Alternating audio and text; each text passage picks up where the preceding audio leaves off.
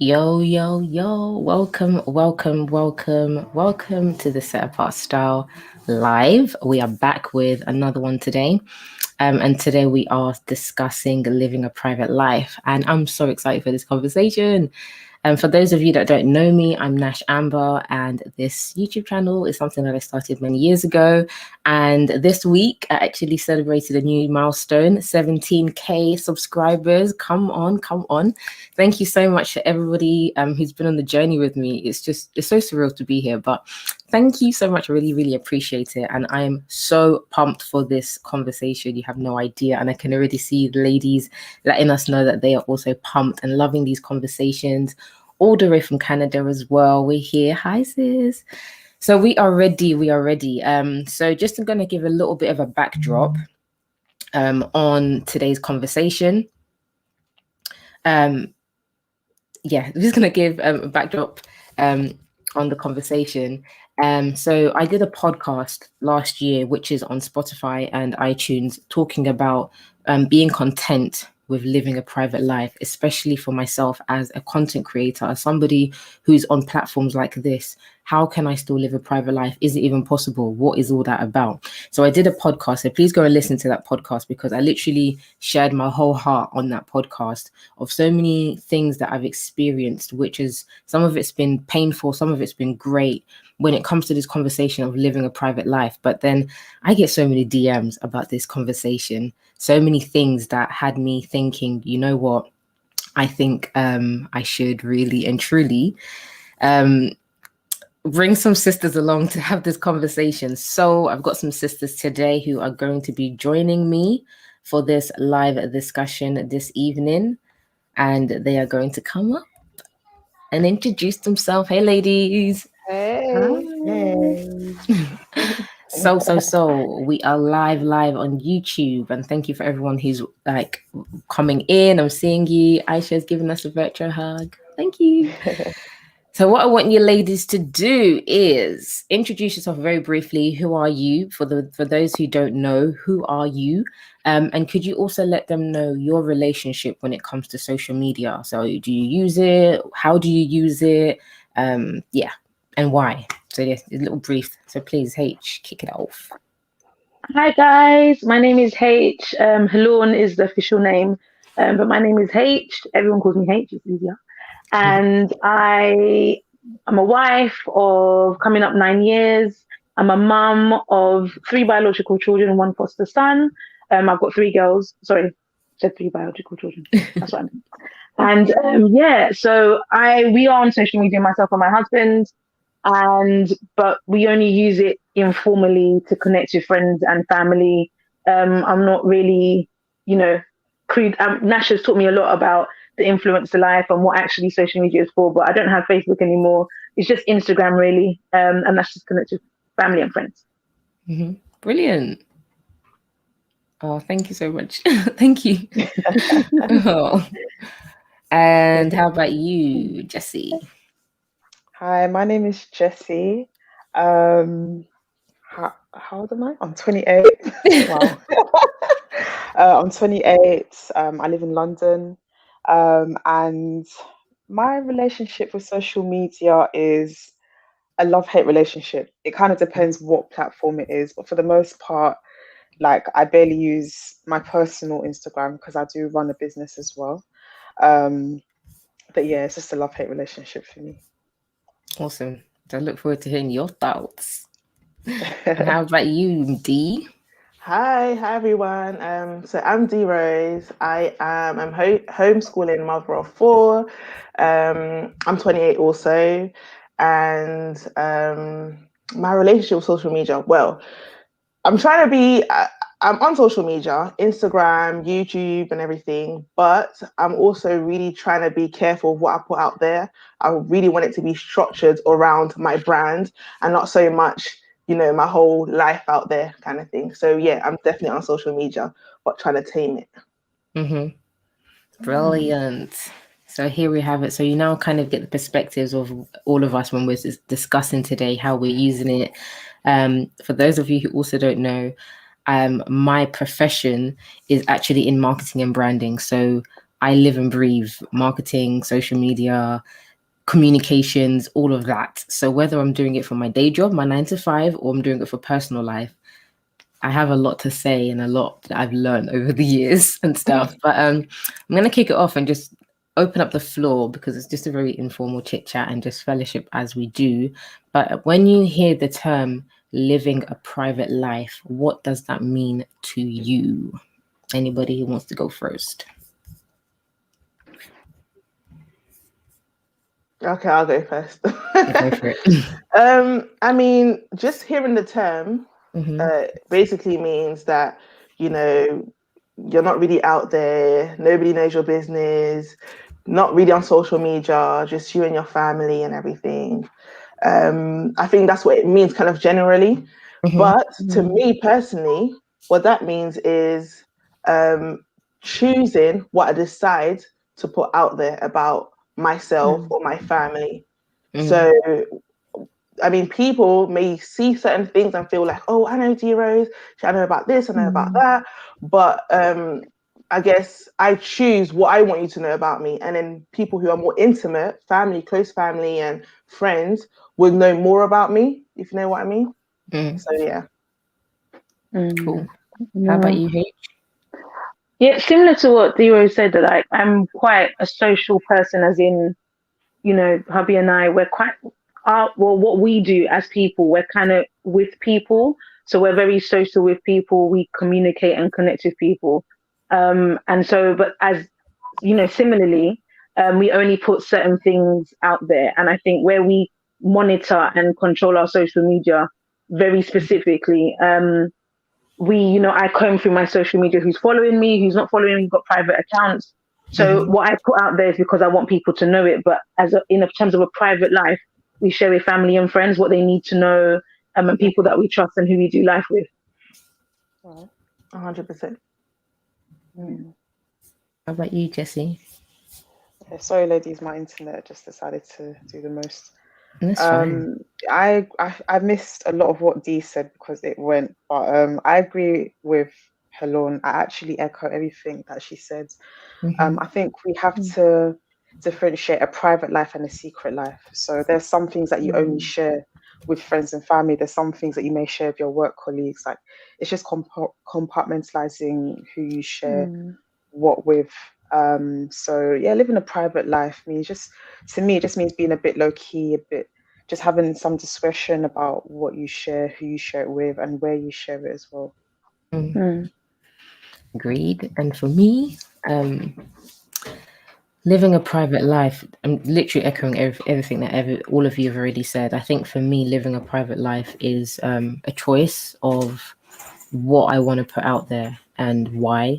And I feel like I guess in the place that the position I'm in terms of having a platform where it's like a YouTube or Instagram and I'm using it to speak to, you know, people in a particular way, I feel like having those boundaries are ever so important, because sometimes I feel like people on the internet can think, like Dero said, they can feel like they know you because they see you regularly and because you show up regularly.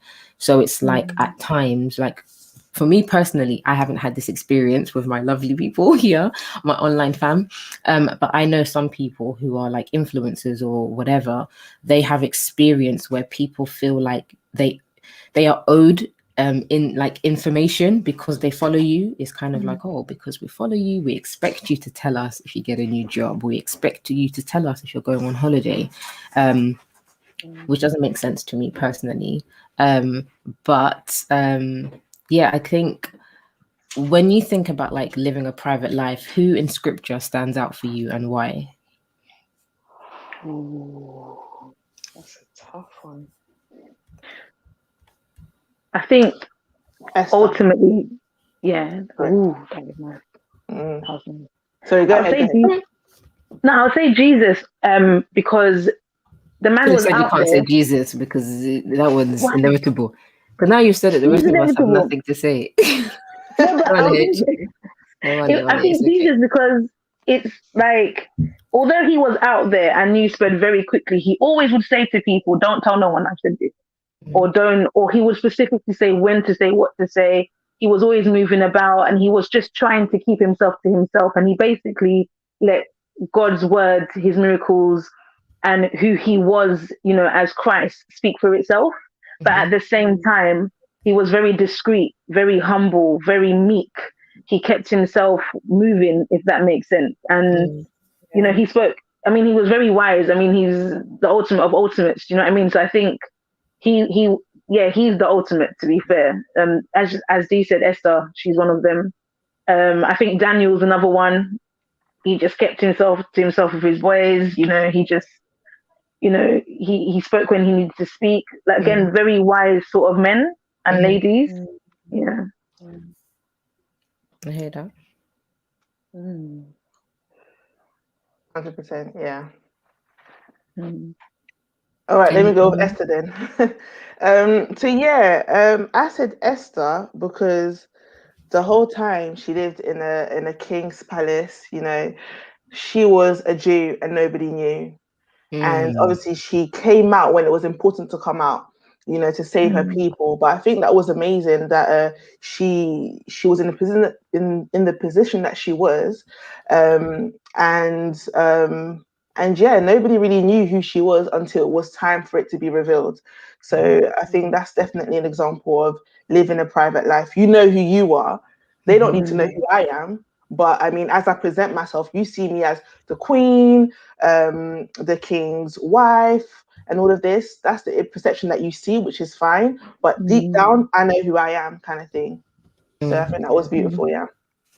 It's a point with Esther, and that one is that was a really good one as well. A very, very good one. Yeah. How about you, Jess? I think for me, once again, I think you ladies' characters in the Bible it's actually given me a lot of insight. Yeah, honestly, Pris, I wasn't ready as well. Do you know what? This might be like a bit of an odd answer, but the first person that came into my head was Samson. Okay, why? Yeah, obviously Delilah was really on his case to get the secret of his strength. It's not even that he was living a private life, but it's just that aspects of his life he just didn't want to share where the secret of his strength came from. So I don't know why, but that was just the first person that came to mind for me. That's a really good one.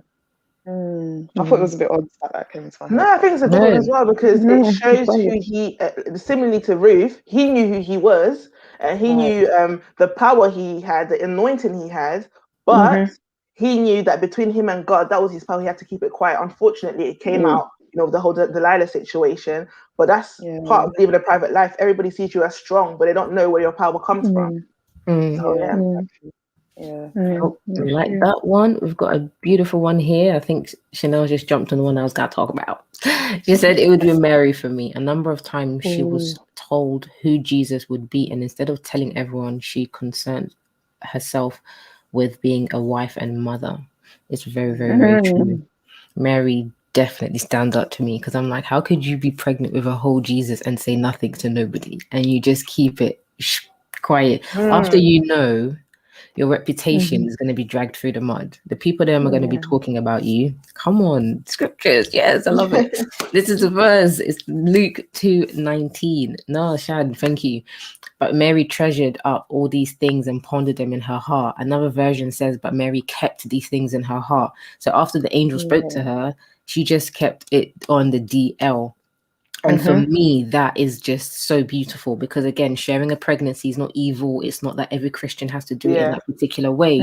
But there are certain times in certain things that we're doing in our lives that you might hear a word, you might hear an instruction, you might have just something in your spirit that tells you this is how to behave in this instance. And for me, Mary is just hands down like goals. I love how she did that because I feel like in our generation, if the heart is not set up correctly, people be like, listen, before anybody starts to think I was sleeping around, let me just tell you, this is Jesus, okay? God is doing a work in my life. All of this stuff would be coming out and stuff. Oh, this is internet again. Hey, good evening. Hi. Thank you. Thanks, sis. So for me, that Mary one Mm. definitely just stands out for me. And D, like, I know something personal about you, so I'm gonna put you on the spot, okay, sis? All right. Because I know something personal about D. You have 4 beautiful children, right? And I know that your boys, she's got 3 boys and 1 girl, and your 3 boys, they be up in the internet, they're on YouTube, they do cooking, they're so amazing, guys. They're so talented and so smart. They do like YouTube cooking channels and stuff like that. She posts them like, you know, on her WhatsApp. But then I noticed that she never ever posts her daughter.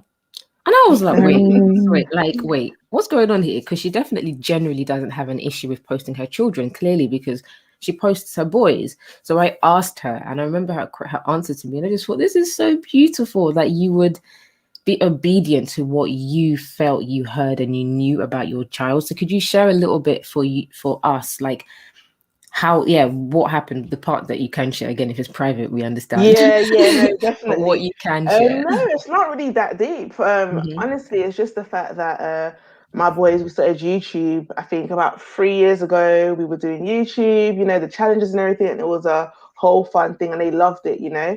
And then obviously me and my husband, we're both comfortable with having, you know, certain things, aspects of our family and the children in our lives online, which is all good. However, when I had my daughter, I don't know, I just felt in my spirit that I didn't want to share, you know, like there's something I just felt in my spirit, like, you know, do you know sometimes when you have a newborn baby and you're hesitant, should I post it now? Should I not post it now? Should I wait a little bit? Maybe it's too fresh. And you hear all these stories about, oh, you know, like for instance, when you're pregnant, not to know when you're pregnant till maybe about 3 months, and then when you give birth, you know, it's a fresh baby. Like, don't expose that baby too much. Don't take too. So there's all these things. But me personally, I stayed grounded on the fact that I still didn't feel comfortable with showing my daughter. I mean, it's not that she's perfectly healthy. She is beautiful. Thank you, Jesus.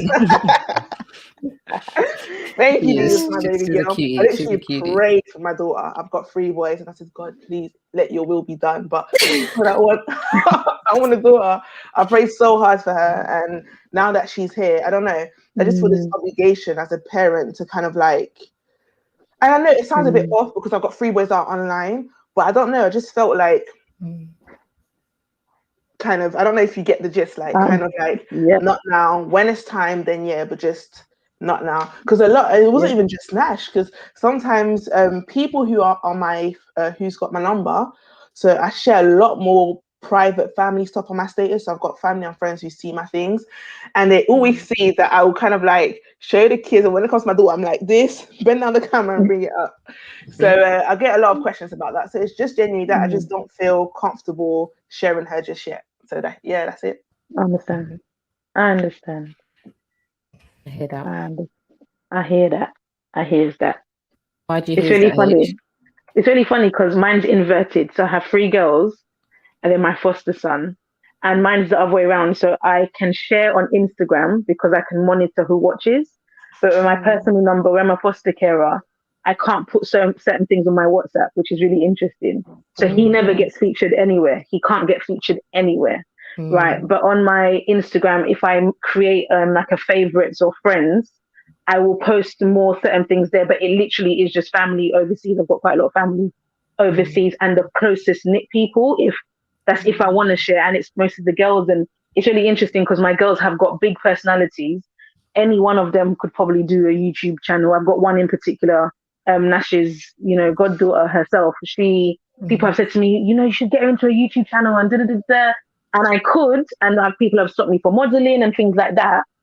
And I could, but me and Daddy are like, nah, they're too delicate. They're girls. And I think where the world, there's too many predators in the place. And, you know, I do safeguarded training on a regular basis, safeguarding, safer caring, all of this caring, every caring child protection training you can think of. I don't know about 4 tips this week. That's why I'm talking like that. You know, I have to do all of that for work as well. And we have to be very careful. And I work with children who get sexually exploited on a daily basis. So it's something that I can see. And so we keep it very private, but I can't do WhatsApp, but I can only do Instagram. It's really interesting. So yeah, it's just, I understand. I understand why you keep your Yeah. little ones, your little girl, to out of the public. Mm-hmm. Mm. We understand that too. I understand it firsthand. And I Mm. think why are you saying for? We ain't seen your door, baby girl. Nobody's to seen say. her online. No, not online. I You see think her beautiful hair. we see her hair. That's about it. Wow. But no, I think for us in our household, we just in terms of sharing children and stuff like that. Not that I have an issue with anyone else sharing it. Me, I enjoy other people's children, who are friends and stuff like that. But I guess for us with our daughter, it's just been one of those things where whether it be like her name or her face, we just want her to have her own identity and to protect that, because I think for us consent is a big thing. Like we've chosen to be seen, but what if she grows up and she's one of those people that's like, oh mom, I wish I wasn't all over the internet with my bath time and all the rest of it. It's too late, it's gone, it's in cyber world, I can't take it back. And so for me it's kind of like when she's ready, when she's older, she's ready. If she's like, yeah, then we can discuss it and see her reasons why. But I just felt like I don't want to take away her choice when for us, we want to raise her knowing that her voice matters. So in an area like this, which is your whole being, we just felt, well, let's not. So sometimes it is hard because I want to be like, guys, look, she's so gorgeous. But I just have to hold it down. Practice some self-control, and then just learning my new angles of how to take creative pictures and things. But, you do really well with that, by the way. Thank you, sis. I really try. One thing that I think I've realized, that knowing all three of you ladies, you all strike me, and you are, strong women in your faith. You're women who are serious with the word, and you take your walk really seriously. And my question to you, and to all four of us, is: have you ever felt the pressure to post something or online or share something about yourself that you weren't actually ready to share, but you felt like, if I don't share this, it's going to be beef. If I don't please tell me about a time. Okay. Yeah. Tell us. Yeah. Wow. H, what happened to you? Again, it's the pregnancies, isn't it? It's the pregnancies. If you know, and I know a lot of sisters right now, friends of mine who have been pregnant. I've known about it. No one's known about it. And it's like the baby appears, and it's like, oh, is that why she was on social media? I mean, it could have been something else. But yeah, when I've eventually had to post, because I show really early, and I've eventually had to post because you can just see it all on me. I mean, it's so big. From like 6 weeks, you can just see it on me. And I'm just like, I'm going to have to confess now, innit? Because everyone's kind of clocking, okay, H is moving a bit mad, or H is, but yeah, I felt that pressure. And just sometimes just pressure just to be seen a little bit, just because it's like, where are you gone? And it's like, well, I'm here. Like, I am here. It's just that I'm taking some time out. And I feel like sometimes I've had to announce, by the way, guys, I'm coming off social media. Part of me is like, why do I have to announce that? Right. But why do we announce that we're coming off? I know why I announce, but yeah, why do we as a culture announce?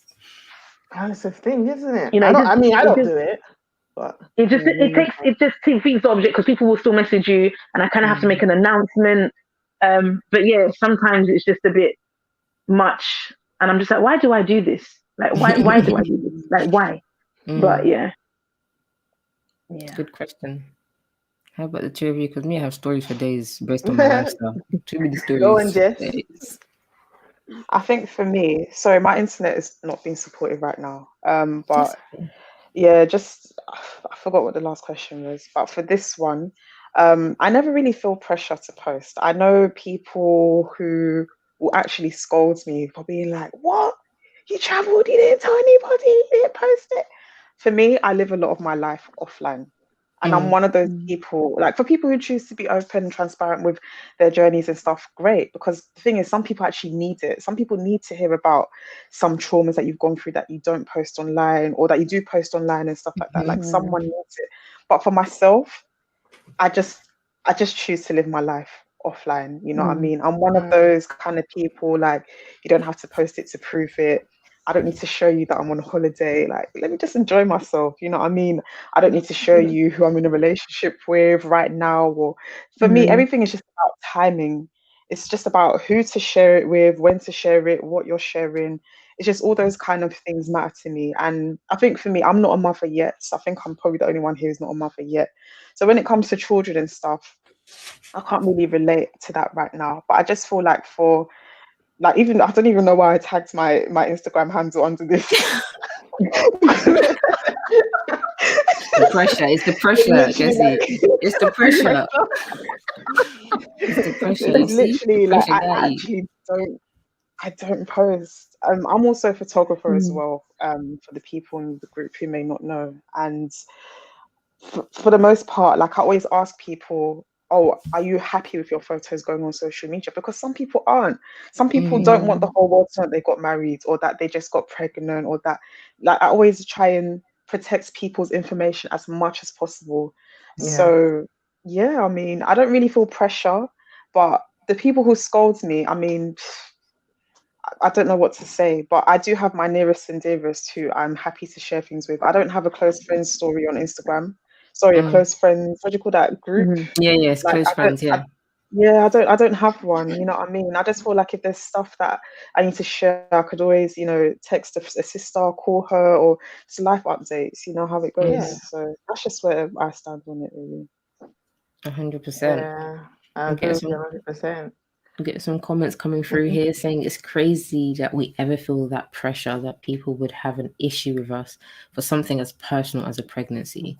I agree, and I really, really question where does that come from? Where does that pressure come from? Because for me, I think about the fact that the Bible says that, like, God didn't give us a spirit of fear, but He gave us power, love, and a sound mind, and the fact that Jesus, like, who the Son has set free is free indeed. I'm like, we have so much freedom in Christ. So where does this pressure to do something that you don't even want to do come from? Because for me, it's like, that doesn't sound like it's godly, and if it's not godly, why are we sometimes submitting ourselves to these things, although we know they're actually bad for us? Like, I think I have so many stories. I have stories because one of the things for me in my journey, and I think some of the ladies on the panel and even those in the comments will be able to attest to, is I have been grossly misunderstood like my whole Christian life, I would say.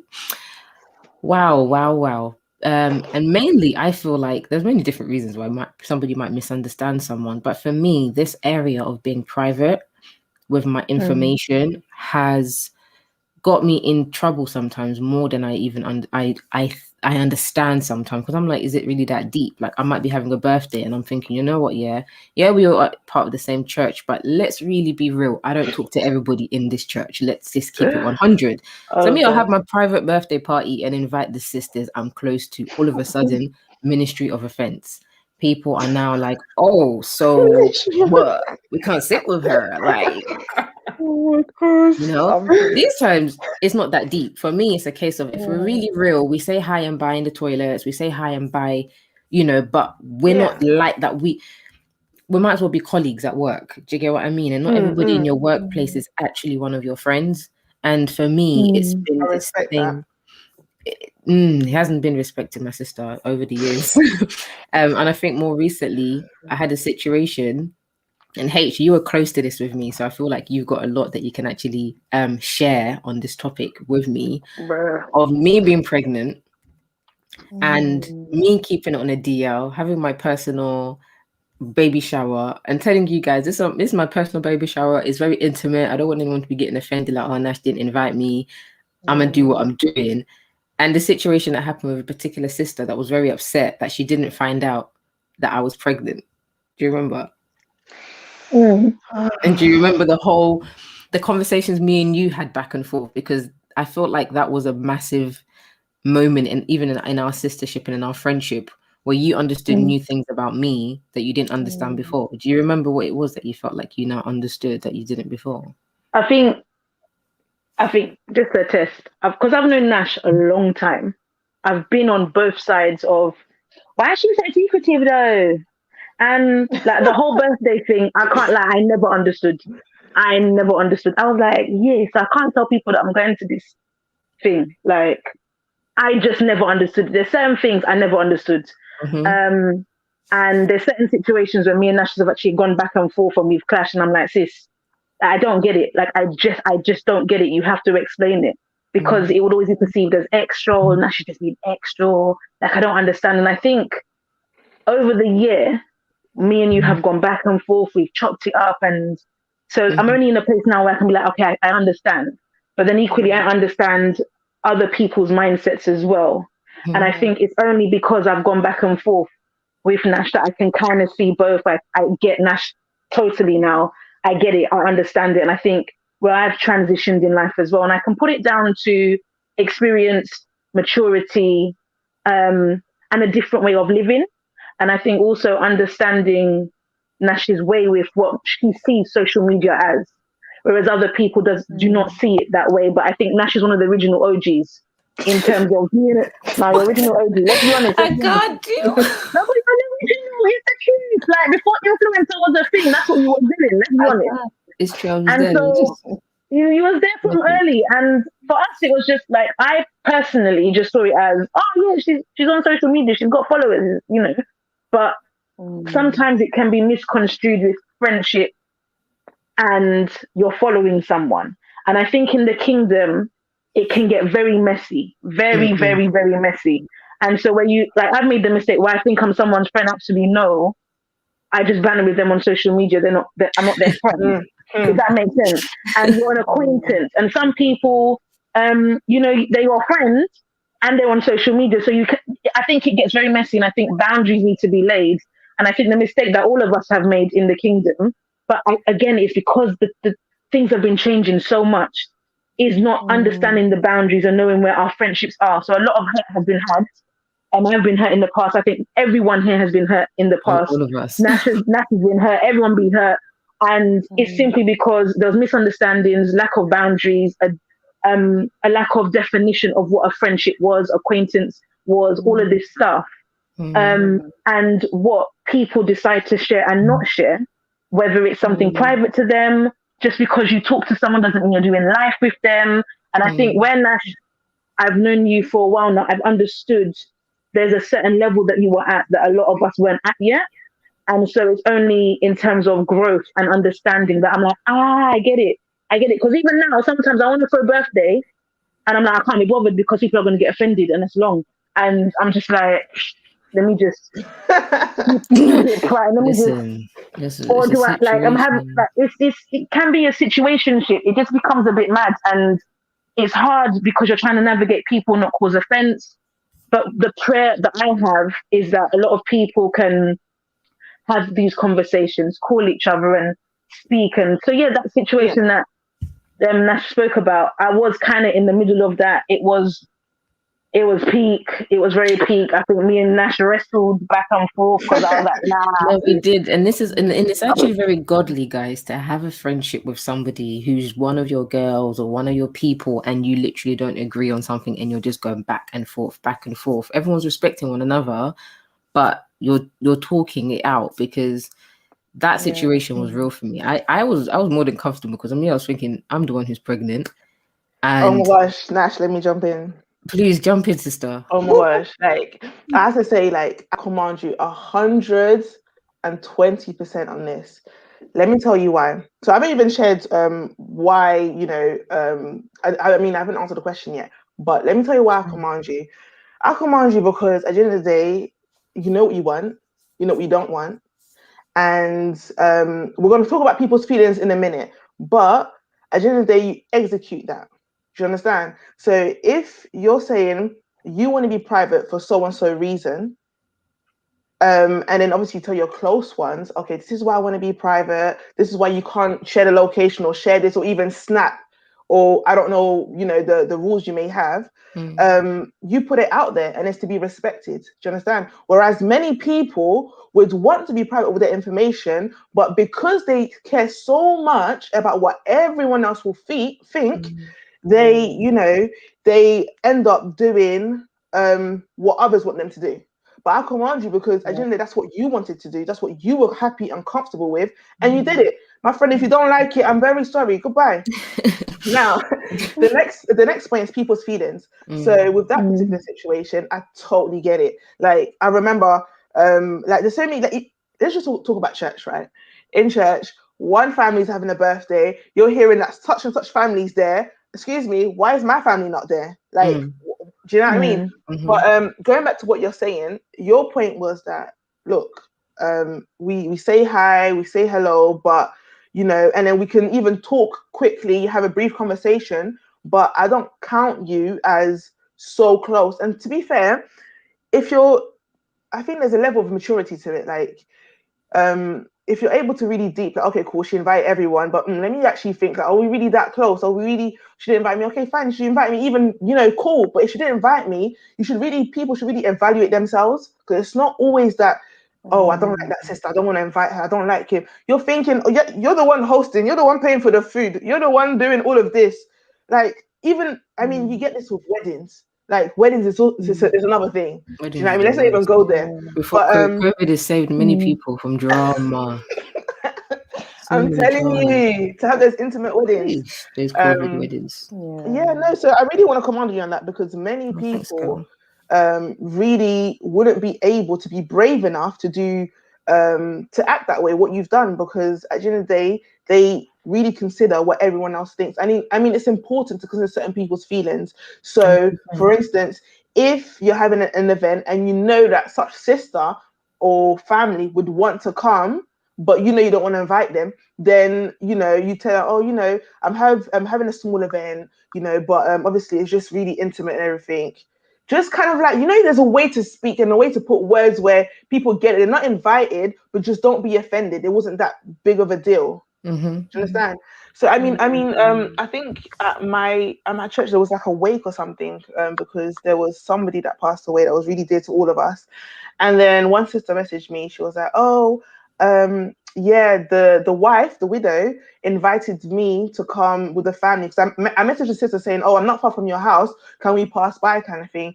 And she was like, oh no, dear, I'm not about, so and so invited me. I'm not going to take offense that I wasn't invited. Like, it's a small house. She probably had a selected few that she wanted to come, and that's it. So I think people with maturity need to evaluate themselves and think, okay, maybe this, maybe that. Give excuses if you have to spare your own emotions, because it's not necessary. But yeah. I hear that, girl. Thanks, sis. I've got a comment here from, we've got here from Madeline. It started, a few came up. So we've got, if one is offended or upset, it's definitely important to communicate with that person how they feel. A healthy discussion is better than staying bitter. 100%. I'm all here for discussions. I'm like, let's talk about it. What is it? Me straight away, I said to H, I'm ready for the phone call. It's not beef, but I'm ready for the phone call. Let's talk, because I don't like he said, she said, and I feel like when we were younger, I understood why it was going on. We were all young and we are busy women, not girls. We are busy women now. Like, life is moving and there's so many things that happens that it's just not practical for so many different reasons to always have people always around for different reasons. And I think sometimes for me, I've known that in the past, it came from a place of having to look at myself. Like, do I have an insecurity as to why I feel like I wasn't invited?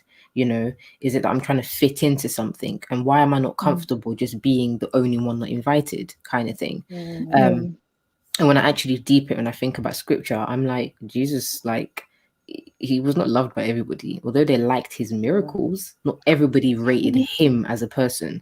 You know, that's why they said that, he was casting demons out with an evil spirit, and that, like, who are you? Who gave you authority to be healing on the Sabbath? Like, focusing on the wrong thing, just because it was almost like, who do you actually think you are and stuff. So I sometimes also am comforted through looking at the fact that even Jesus himself would not be invited to a lot of things in our generation, because he'll be the party people, just coming with all his holiness, like, just all his goodness, all that righteousness stuff. Like, yeah, it's a lot.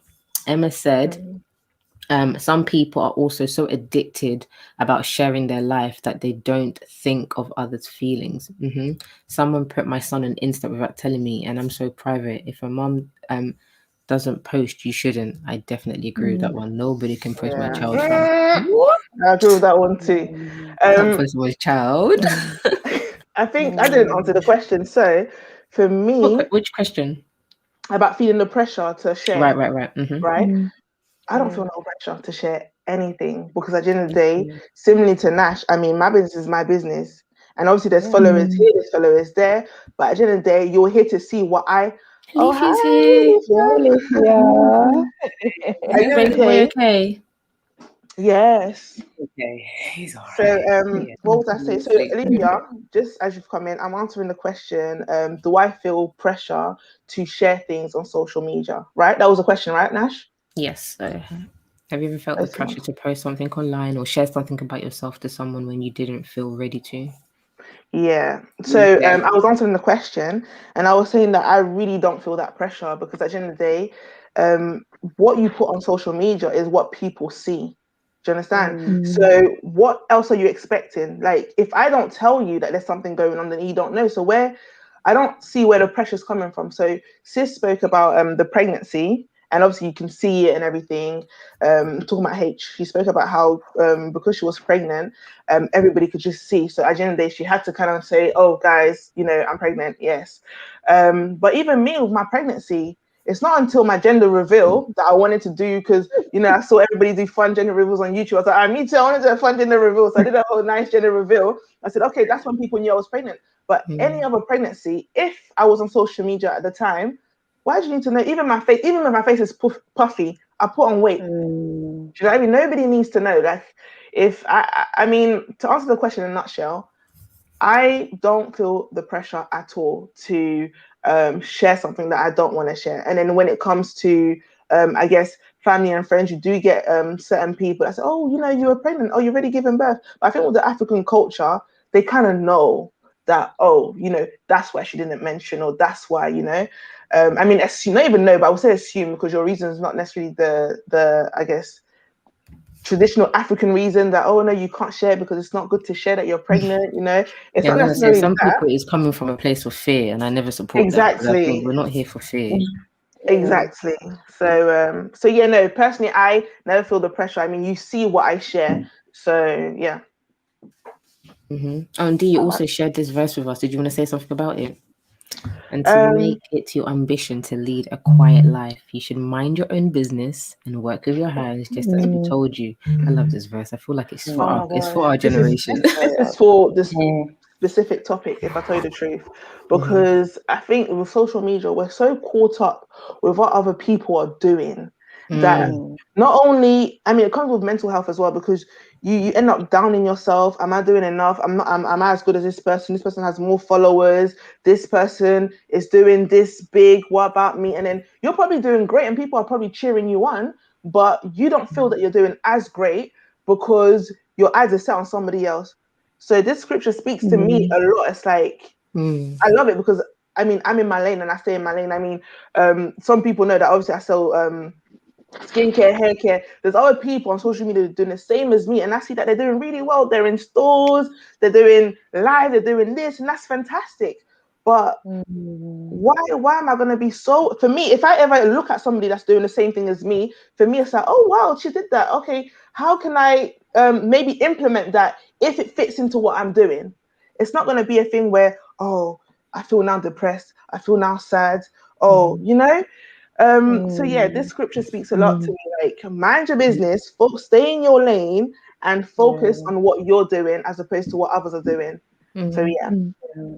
I think this verse, for me, the part that really stands out to me is the way that it says, make it your ambition to lead a quiet life. I'm just like, hold on, that's very specific wording, because it's not just like, oh yeah, try and live a quiet life if you can. Like, to make something your ambition, you have to have it as a goal. First of all, you got to know it, like know about it. You got to have it as a goal, and then you've actually got to like desire it and put steps towards it, if that makes sense. Because when I think about ambition, like, oh, I want, the ambitions that we see more so these days, like I want to secure the bag. You don't just secure the bag by saying I'm going to secure the bag. The bag gets secured by you putting things in place in order to then be able to earn what it is you want to earn, right? And so for me, it's just so sobering to see the scripture, because I'm like, I'm supposed to have this as an ambition. So in my goals for 2021, this is supposed to be right there. Nash, your goal is to lead a quiet life. If it wasn't a goal before for all of us, we need to add this to our goals list, because it's a kingdom thing to have. But yeah, I really love it, and I think the whole passage is just really good in terms of how it talks to us and stuff. But I think it's great that you've never felt that pressure, and I guess this is the beauty of being the body of Christ, because we're not all going to struggle or have the same issues when it comes to the just how we are in our day-to-day lives. Some people, they're like, social media, whatever. Some of us are just like, I'm just scrolling. I don't even know why my finger's still here. I was meant to be in bed half an hour ago. I'm still scrolling. I don't know what's happening. Like, it's the self-control is not there. Other people, it's other areas. Do you know what I mean? So I feel like the fact that you don't have it as a weakness in your life is beautiful. And I guess you can really help some of us who do struggle or who have had struggles in these areas. And Chanel said, love the scripture. Thank you. Yes. And we also have a comment here from Adele that said, some will be offended no matter what or how you say it. These are usually those who may be inclined by default to take things personally as a reflection of something that is wrong with themselves. Yes, I really do hear that. I really do hear that. Yeah. So Alicia, I don't know how much you've caught or what you have caught, if you've got any kind of thoughts or anything you want to add to the conversation. What's the question? Oh, no, just in general. I guess the question that we were last just on was, have you ever felt the pressure to post something online or share something about yourself when you didn't feel ready to? And I was speaking earlier, just saying how, all of us are women really desiring to live those godly lives. But in the midst of it, this is a very real thing that a lot of us still feel. So it's like it contradicts that desire to be a godly, God-focused woman when you're feeling pressure that's not coming from God to do something that you don't need to do. Do you get what I mean? So we're just talking absolutely. about, have you ever felt that pressure? If so, what did it feel like for you?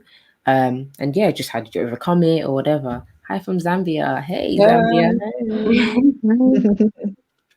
I don't feel like I've ever felt the direct pressure for myself, but I sense the pressure around, if that makes sense. So what's the difference? So personally for me, I feel like I'm a little bit of an consistent person on social media when it comes to showing up for my Instagram page. So I don't feel that pressure to always be consistent to post milestone. In fact, a lot of times I actually forget to actually post milestone things. Or any achievements or anything like that, just because by nature I'm not really inclined to share like that. And I think it's for me personally, it's probably down to my personality a little bit. I'm a big introvert anyway, so I just keep things very close knit personally. So I just never think to post certain things. And I feel like generally I'm behind anyway. So if, for example, I meet up with somebody and we go for a walk in a park, like it doesn't even cross my mind to put it on stories or it's just the furthest thing in the moment. Mind. You're in the moment, as Dee said.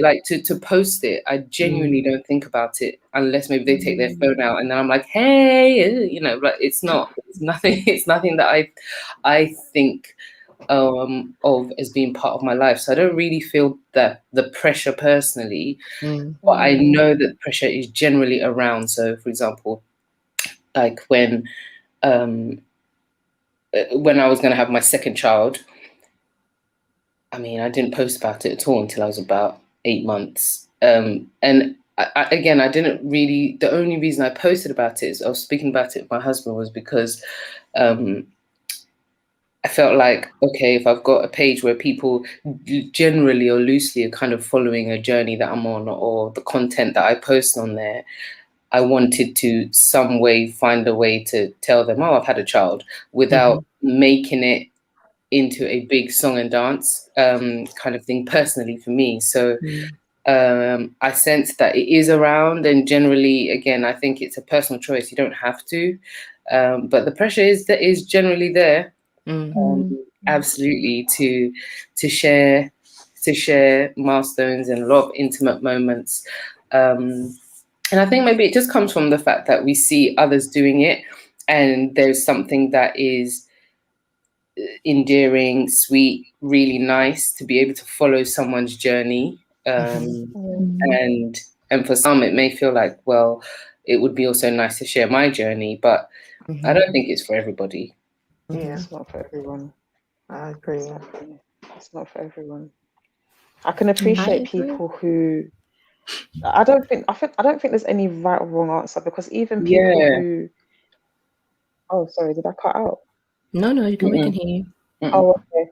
I feel like even people who do share quote unquote everything do have an element of, discretion to their lives. But I can really just appreciate, people who do live a little bit more openly than us, because I mean, some people actually need it, and as Alethea rightly said, it's not for everybody.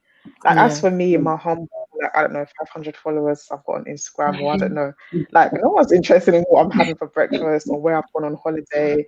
And if you are, I mean, cool, but like, yeah, it's just, there's some people who you'd love to see their journey and you're inspired. But I think for the most part, for us as people, you have to just, I don't even know what the English is, but like within yourself, you really have to guard yourself when it comes to social media, because you'll see people posting things like, bought my first house at 22, this, that. And sometimes it can make you be sitting there like, wow, I'm just here in my humble corner. Like, nobody said that you're not doing good enough. At You know what I 22, mean? Nobody ever said that. Where is this rule that you have to have everything figured out by 30, or you have to, all these things are coming from the pressure of social media. So I feel like there's a need for some people. Oh, cool! Like, you managed to buy your first house at 22. Well, that's really inspiring. Well done, you. Someone else might post, bought my first house, finished uni, finished my PhD at 60. Well done, you. Like, an achievement is still an achievement, no matter when you achieve it. But I feel like there's a lot of heart surgery and inner work that needs to be done, so that you're not discouraged by what you see. For the people who choose to be open, I mean, for some people, actually need to hear about somebody's story of how they overcame loss. Or there's a clubhouse call that I join every 2 weeks, and they talk about like just women who have gone through miscarriage and stillbirths and stuff like that. And I feel like it's an area of social media where we don't hear about a lot.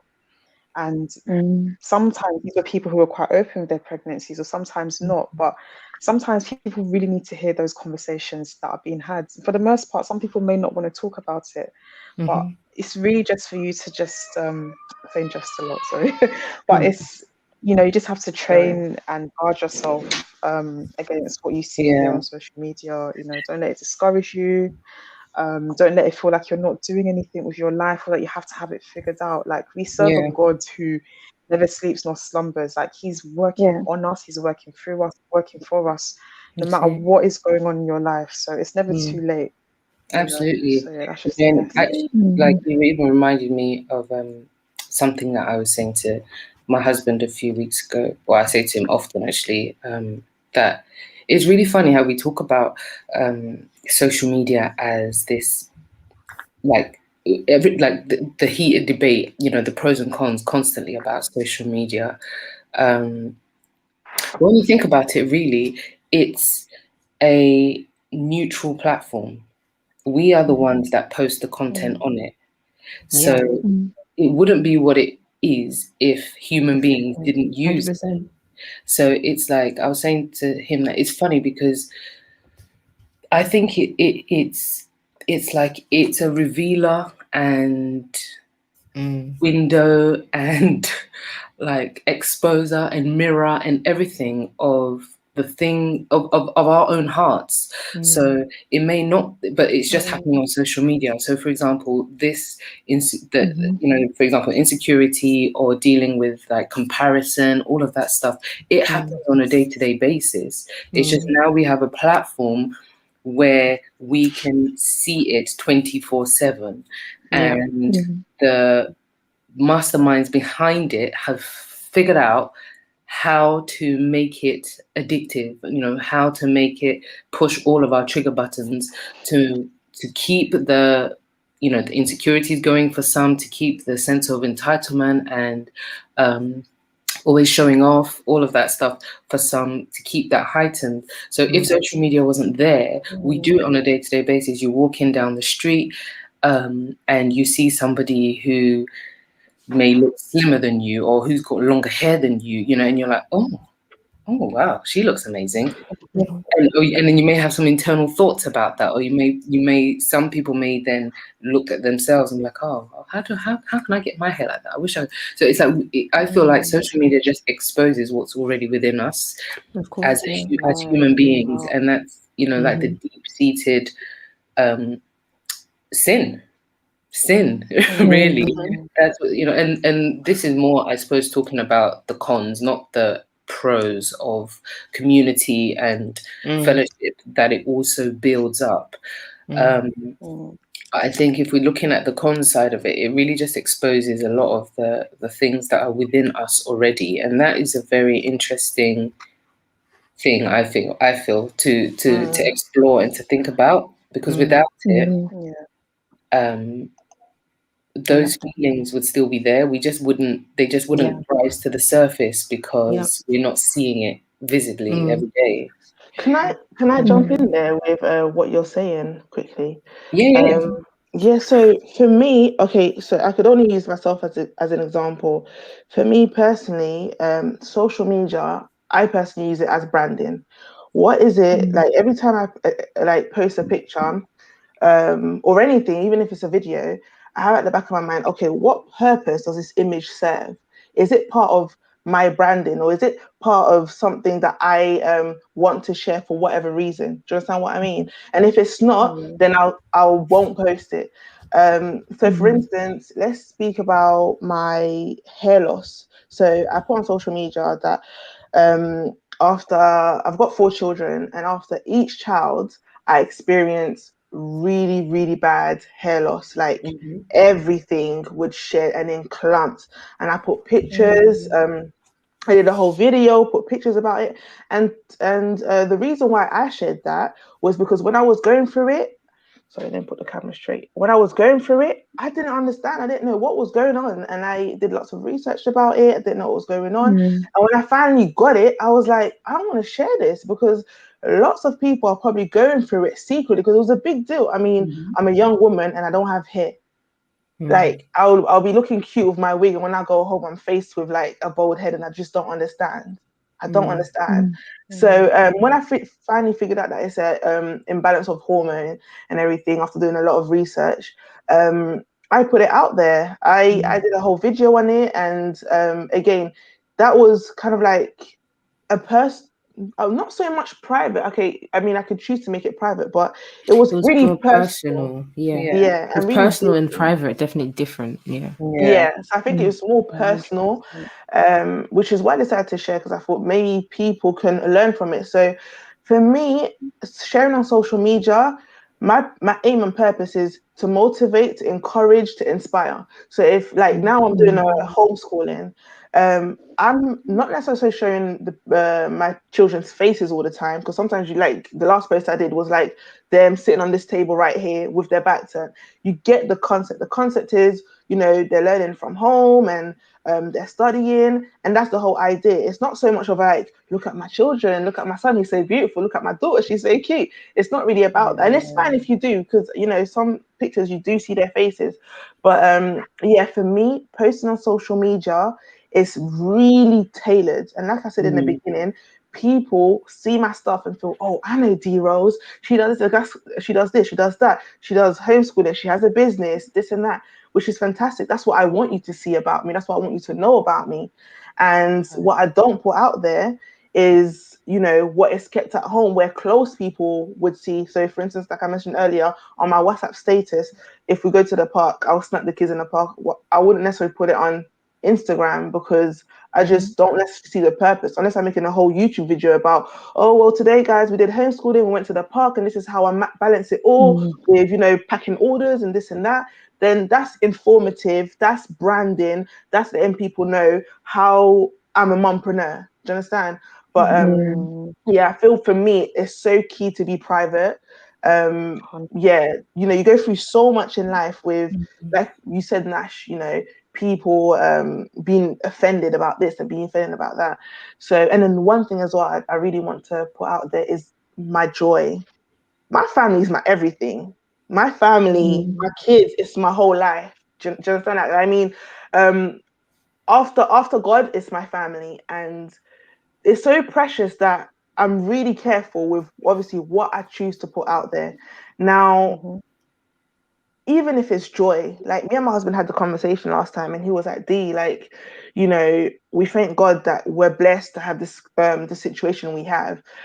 However, understand that some other people seeing you showing this or showing that, they may take offense to that and feel like, oh, D's got that, I don't have that, or why is she always so happy? Do you understand? I mean, I don't tailor what I put out there only based on that, but it's really important to consider out other people's emotions as well. Like, it's not every win that needs to be out there. Some wins is let's enjoy privately, family, friends, and some wins you can post. Do you know what I mean? So yeah, I think it's really important to have a balance of what you share out there, and even if it's an achievement, what is the purpose of it? Are you showing off? Are you trying to show that, oh yeah, look what I'm doing? Or are you trying to inspire and encourage somebody? So yeah. This topic can run, because I know sis, I think we're on the second question, and I feel like it's just gonna keep going around, because I think this is a hot topic, and I think, sorry sis, I just have to jump in before my head forgets stuff. Because is it Jessie that you said that social media is so neutral? Who said social media is so neutral? Alicia, you said social media. So, and I think everyone is correct in what they're saying, and this is why this topic is so hard. Because, for example, I've had people ask me to share more, and I know that they're asking me to share more, and my family, and I don't mind sharing because it's encouraging. Does that make sense? So some things I actually share more to encourage people, but then there's other people who can watch it, as you just said, Dee, who can be like, oh, why is H trying to show off for? Like, why, like, hey, like, I've had people think, oh, I think I was doing gardening one time, and I used to always snap the things that I'm growing, and I think someone must have said, H has got insecurities because she's always posting about the things that she's doing, like, we can just tell she's got insecurities. And I was like, yeah, I'm just posting because I'm actually showing people how to homeschool and do gardening. But to them, it's like, now you're showing off. And like I said, I don't think you can win, because I don't see, like, for example, some people use social media as branding, and it's business wise and things like that. Whereas for me, it's more family, friends, and ministry. It's more to encourage. I've had messages of people like, sometimes we just look forward to some of the things that you put up because it just makes us smile because we're feeling like this and that. But somebody may look at me and be like, why are you always sharing for? And I think it all is, you know, it's the objective of the person. As long as you keep examining your heart. I at the moment, I love social media, not for myself, not for the people I know who can handle it, but for the young girls that I work with. Social media is my worst enemy, because I can sow into them. They are addicted. The younger generation are addicted to social media. Like, it's very bad. And the lust of the flesh, the pride of life, and, you know, what the scriptures talk about. And if they don't post, they don't feel loved. They have thousands of followers, thousands, and they have to make TikTok videos. They have to make these things.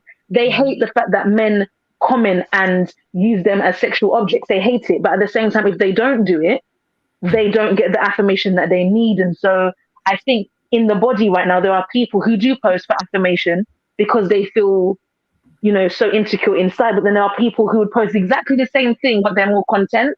If I feel like social media is taking up my head, and you know, and I'm not in a place of contentment, I know automatically come off, because that's my self-control. But I do believe some people in the body don't have it.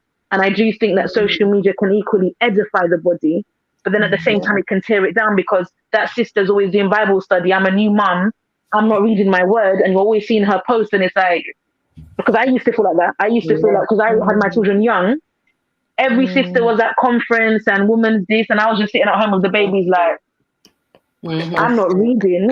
And then now, this is true. And I'm spoken, I'm like, I can't join in. I can't read because I've got 2 under 2. I had 2 under 2 at one point, and then I had 3 under 5. It was I just couldn't. I could just feed for my husband, who would, you know, wash me with the word and things. But then some people may look at me and be like, like, H is doing her enjoyment with the kids. I want kids. Or H has been married young. I want to be married because they're not married. And I think Oh my everyone's gonna get Yeah. offended. Where it's Every coming single from. person's Yeah. gonna get offended. Yeah.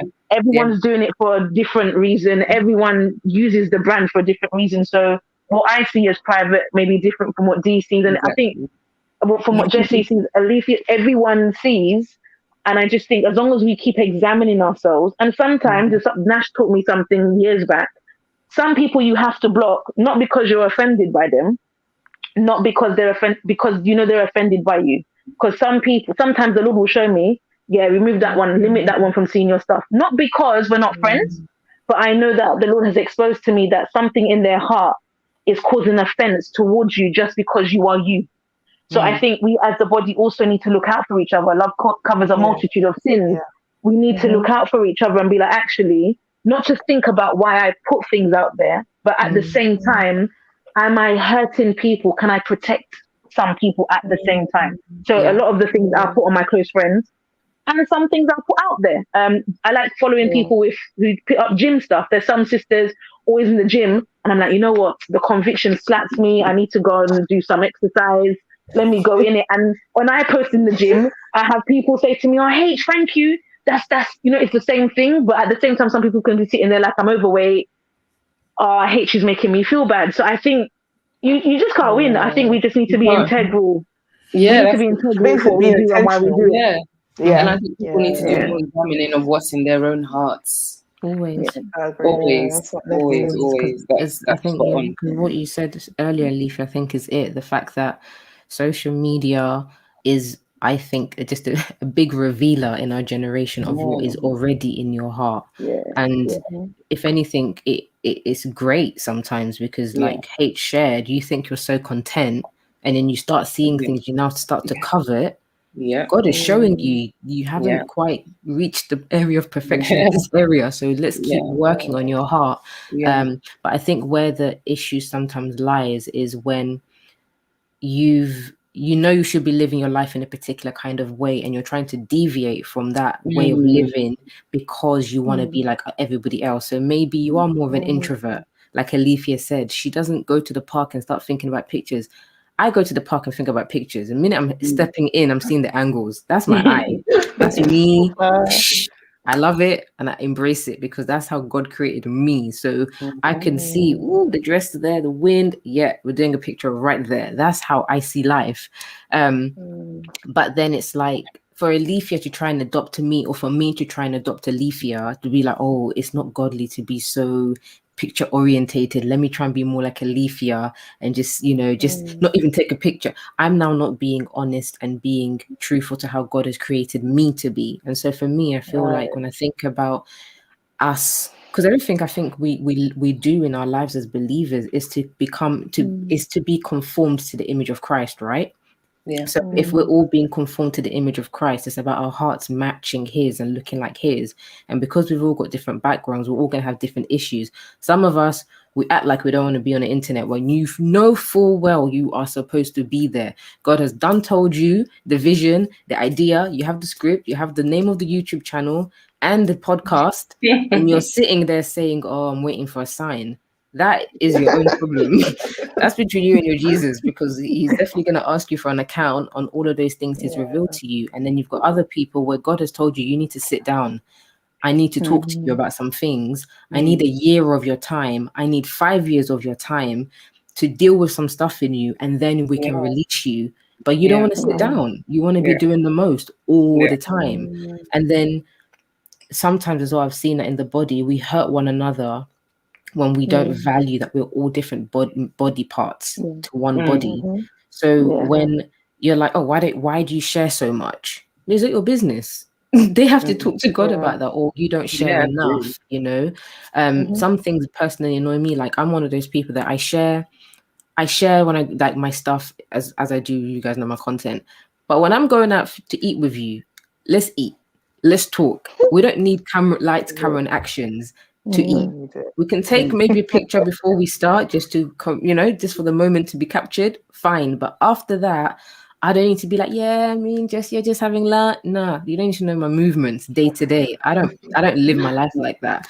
So when I see people doing stuff like that, I'm just like, why? I thought we were here to be together. Are we not? Do we need an audience to eat? Like, it annoys me because that's not my personality. Mm. But yeah, that's not necessarily to say that it's bad and stuff. But we've had so many ladies as we've been talking, so I'm going to try to whiz through them. Literally, we've had so many, and I'm like, they're growing. So let me try and get to the comments, and then we'll jump back into the conversation. So we had, oh my gosh, guys, there's literally so many. I'm trying to even catch up to where I am. Where are we? I'm so sorry, ladies. I'm just trying to find it. Yes, I remember this one. So Diffie said, loving the conversation. Thank you, ladies. What if you are a private person, but also feel the need to share on social media as a form of inspiring others and testifying of God's goodness? I feel like we sort of answered that in different ways. I think the fact that you just got to do it if that's what you feel God is really putting on your heart, but do it in a way that is authentic and true to you. So it may not look like Sister So-and-so. You might see Sister So-and-so doing reels, jumping up and down, her dress changes 5 times. That's not your style. Like if your style is just to teach me that. Someone needs to teach me that. They need to teach me that. I want to do that. It's fun. It looks fun. It's very fun. It's very fun. But if your style is just to sit in front of the camera and just say, you know, God showed me this morning that grace is good, just do your one video in your style. So I think just be true to your style and don't be afraid to be the different. Again, the channel is set apart style. It's all about embracing the fact that you are set apart in a different way on purpose. So just embrace that. Then we've got from Abigail. Yes, there's definitely a pressure, but we also don't have to succumb to it. Sometimes it's a way of getting validation or flexing, but other times it's a great source of inspiration too. It depends 100%. Absolutely. And we've got love that an achievement is an achievement no matter when you achieved it. That's right. Then we have Jessie is right. It is encouraging for some people to see certain posts because they can identify.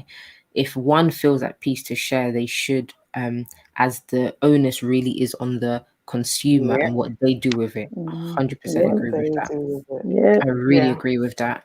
And I also, to add to that as well, I feel like it goes back to something that H was saying earlier about how you know that you're supposed to say or share however you meant to say or share it. But then there are times when I feel like God will give you something to be your brother's keeper or your sister's keeper. Like for me, I always feel like, Nash, don't just be showing up every day, glam, all done up, because it's sending the wrong message that this is how you live your life every day. It's not. So my feed might have me always looking for, photograph, photo shoots. But if you come to my stories, you see me in headscarf like a lot of times because I'm just doing me. So for me, it's like, that's the way that I look after my sister's hearts, to not think that it's unattainable. But I feel like all of us will have a different kind of thing that God will give us. Then we had here, well said, Jessie. And then we have, I love everyone's perspective. I do believe there is no wrong or right answers. The pressure can be there depending on what you're trying to achieve on social media. 100%. And then we had here as well from Adele. I think as godly women, it comes down to the motive behind what we are sharing. You can't please everyone, and you shouldn't have to. 100%. If you are completely at peace with it, sis, post it. That's it. That is it. And I feel like this is dealing with the whole people pleasing thing all over again. Because I think you cannot be a people pleaser or have that seed of people pleasing in your heart and expect to be effective online. You won't last, especially if you want to do Christian content and God has given you something. It can't run, because the minute when God told you, I want you to address a certain type of sin, you're there like, oh, this ain't fun. I might lose followers, and you might, and then you get a bit stuck. But when you stay true, it's good. It's real good. And then someone said here to H, even her plant in the background is the first thing I noticed because she loves her plants. And they said, yes, that snake plant. Yes, H, teach us. They said, I have it so in love with it, talking about your lovely plant. Then we have here, I agree, examine our hearts. There are things I would never post, but those viewing must examine their hearts. People get real envy. We need to learn to be content and happy for others. 100%. Jealousy is real. Yes. Selena, I see you. Then we got so true. We've got these are so good. We got, oh yes, girl. And then we got love this. Lots of love. So challenging. It seems like there is a thin line between inspiration and flexing. It's important to check our motives regularly. That's the word, regularly. I have to, especially as a content creator, regularly. So if I'm not sure about where my heart is at, you'll see now she's gone for a couple of weeks, months, time, because I just need to go and check myself and find out if I'm still in the faith, because the Bible says examine yourself if you're still in the faith. Don't think, I remember like being told like we don't live off yesterday's righteousness. So just because yesterday you were with Jesus doing your thing and your heart was all pure, today's a new day. So work on yourself today, kind of thing. So yeah, don't get caught out by these little things. I rarely feel envy. Glory be to Jesus. I feel motivated when others post stuff and it inspires me. When I feel envy, I work on that. Social media really does show our heart. That's it, sis. 100%. Yes, be yourself. That's it. Yeah, and enjoy it. I think for me also, like one of the things like that God definitely showed me early on is that like it's such a big topic. Honestly, it's such a big topic to talk about. But it's also for me looking at cherishing the process of things that go on in life. And I think that sometimes, not all the time, but sometimes that can get lost in the world of social media based on how we consume or how I consume, or maybe how someone might post. For example, like if like, you know, I'm a new mum, you know, and all of a sudden I'm following all these amazing, incredible mums. And now I'm like, oh my gosh, what's going on? I need to come and check my heart, examine my heart. But at the same time, God is showing me also, Alicia, slow down and learn and start to also cherish the process of what motherhood actually means and what I have called you to in motherhood. So it's wonderful that you followed all these amazing women who are doing wonderful things, but at the same time, you need to learn to cherish and embrace the process, and I feel like that goes for everything. So now we're all, a lot of people are, you know, showing their hustles and their businesses and all of that stuff. So it's almost like people expect, okay, cool, I'm going to put a website up, do what I need to do, and then bam, I've got a business, I'm going to be selling. No, there is a process to everything in life, everything. And a lot of things have to be really worked through in you from the root upwards, in everything, relationships, childbearing, career, whatever it is. And I think sometimes that can get a little bit lost in the world of social media and how we consume, just because it seems so instant. You know, even if somebody, for example, shares their journey of what they're going through, because you're consuming that person's personal journey, I don't know why. Sometimes it's almost like you want to take it as your journey, when you're there, you're not there. Yeah, but it's like, well, actually, it's like you take the inspiration, but then you go back to the Lord and you're like, okay, what is the process for this journey that I'm on, and how do you want me to learn? And be truly intentional and focused on this, and that I think can get lost, and that can make that gets a little bit messy for me anyway, a little bit muddy, and that's partly also why I withdraw, you know, personally for me, just so that I can reset a lot of times and really get the focus of what's going on in my life and the process that I'm going through, because for a lot of people, life is a lot, you know. A lot of people, everybody's digging deep, you know, to find the contentment, to find the joy, to keep being consistent in things that they're going through, to learn to balance all the things that they're doing, and that takes, it's a lot. It takes a lot of trusting in God, you know, stepping out in faith and doing a lot of things. So I think learning to cherish that process and allow God to help you do that is is important. It is. 100%. Yeah. If I could jump in with what Alethea just said, I personally feel like if you're following someone, like you mentioned that you were following mothers, or you could have been following different mothers that are doing great, and then you start questioning yourself, why am I not doing what they're doing? Or maybe, you start, exactly what you said, basically. For me, I think what tends to work for me is as soon as I get those feelings, I'm unfollowing you. I don't want to see. Because if me following you is causing, I'm not inspired, but I'm actually feeling a type of way. You're not the problem. I'm the problem, but I just don't want to feel the way I feel. So I'm not going to follow you. So I'll unfollow you until I think about, oh yeah, this, particular person used to share about this. I'm interested to see, and I'm in a better space in my own head. Let me go and follow you. So that's it's that is the key. That's always the important thing. Looking back at ourselves and like, okay, right, I need to step back, and I need to reflect and figure out what's going on with me. And it's so. I think it's so responsible. Because I think even my sister Nash, like one time she called me up and she was like, "H, I have to unfollow you," and I was like, "Huh? What happened?" I said, "But why?" And she was like, "No," and she explained to me what it was. And again, sometimes it just can. Like, there's some people I've had to unfollow because Did I tell you why I followed you? Did I tell you? Yeah, you did. Can I say? I don't know what I said, fam. I don't know what I said. So I don't know. Basically, what it is, there's groups and circles of people, and sometimes, there's friend suggestions.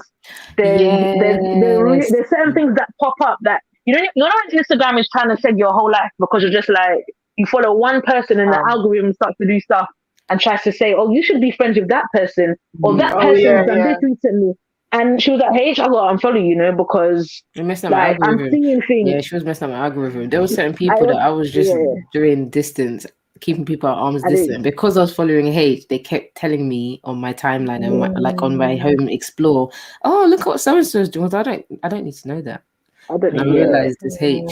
It's me, and it's bad, but at the same time, it's like I got it. I understood. I was like, you know what? It's cool, sis. Like I get it. I understand. And some people will take offense, and I think this does happen in the body where we think that we're friends because of social media, or we think we're more than friends because of social media and things like that. And I think we really have to communicate and talk about certain things. But yeah, there's certain influences I had to remove myself from. I was like, nah, you're making me feel way. Like, and I was just like, nah, like I can't fit into that dress. I'm sorry. I'm being honest out here. I can't fit into that dress.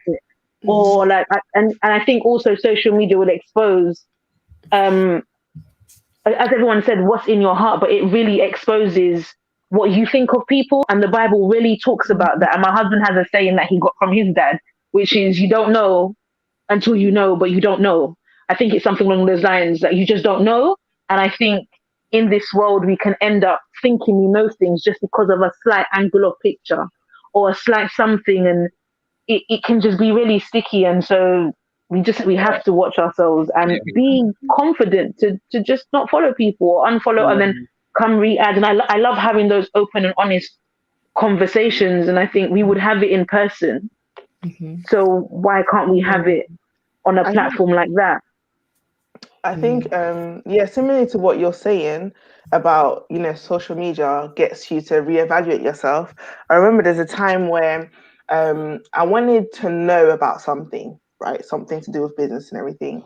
And then I wanted to ask this person on social media, oh, how do you do this and that? Because, that's something I want to do too and everything.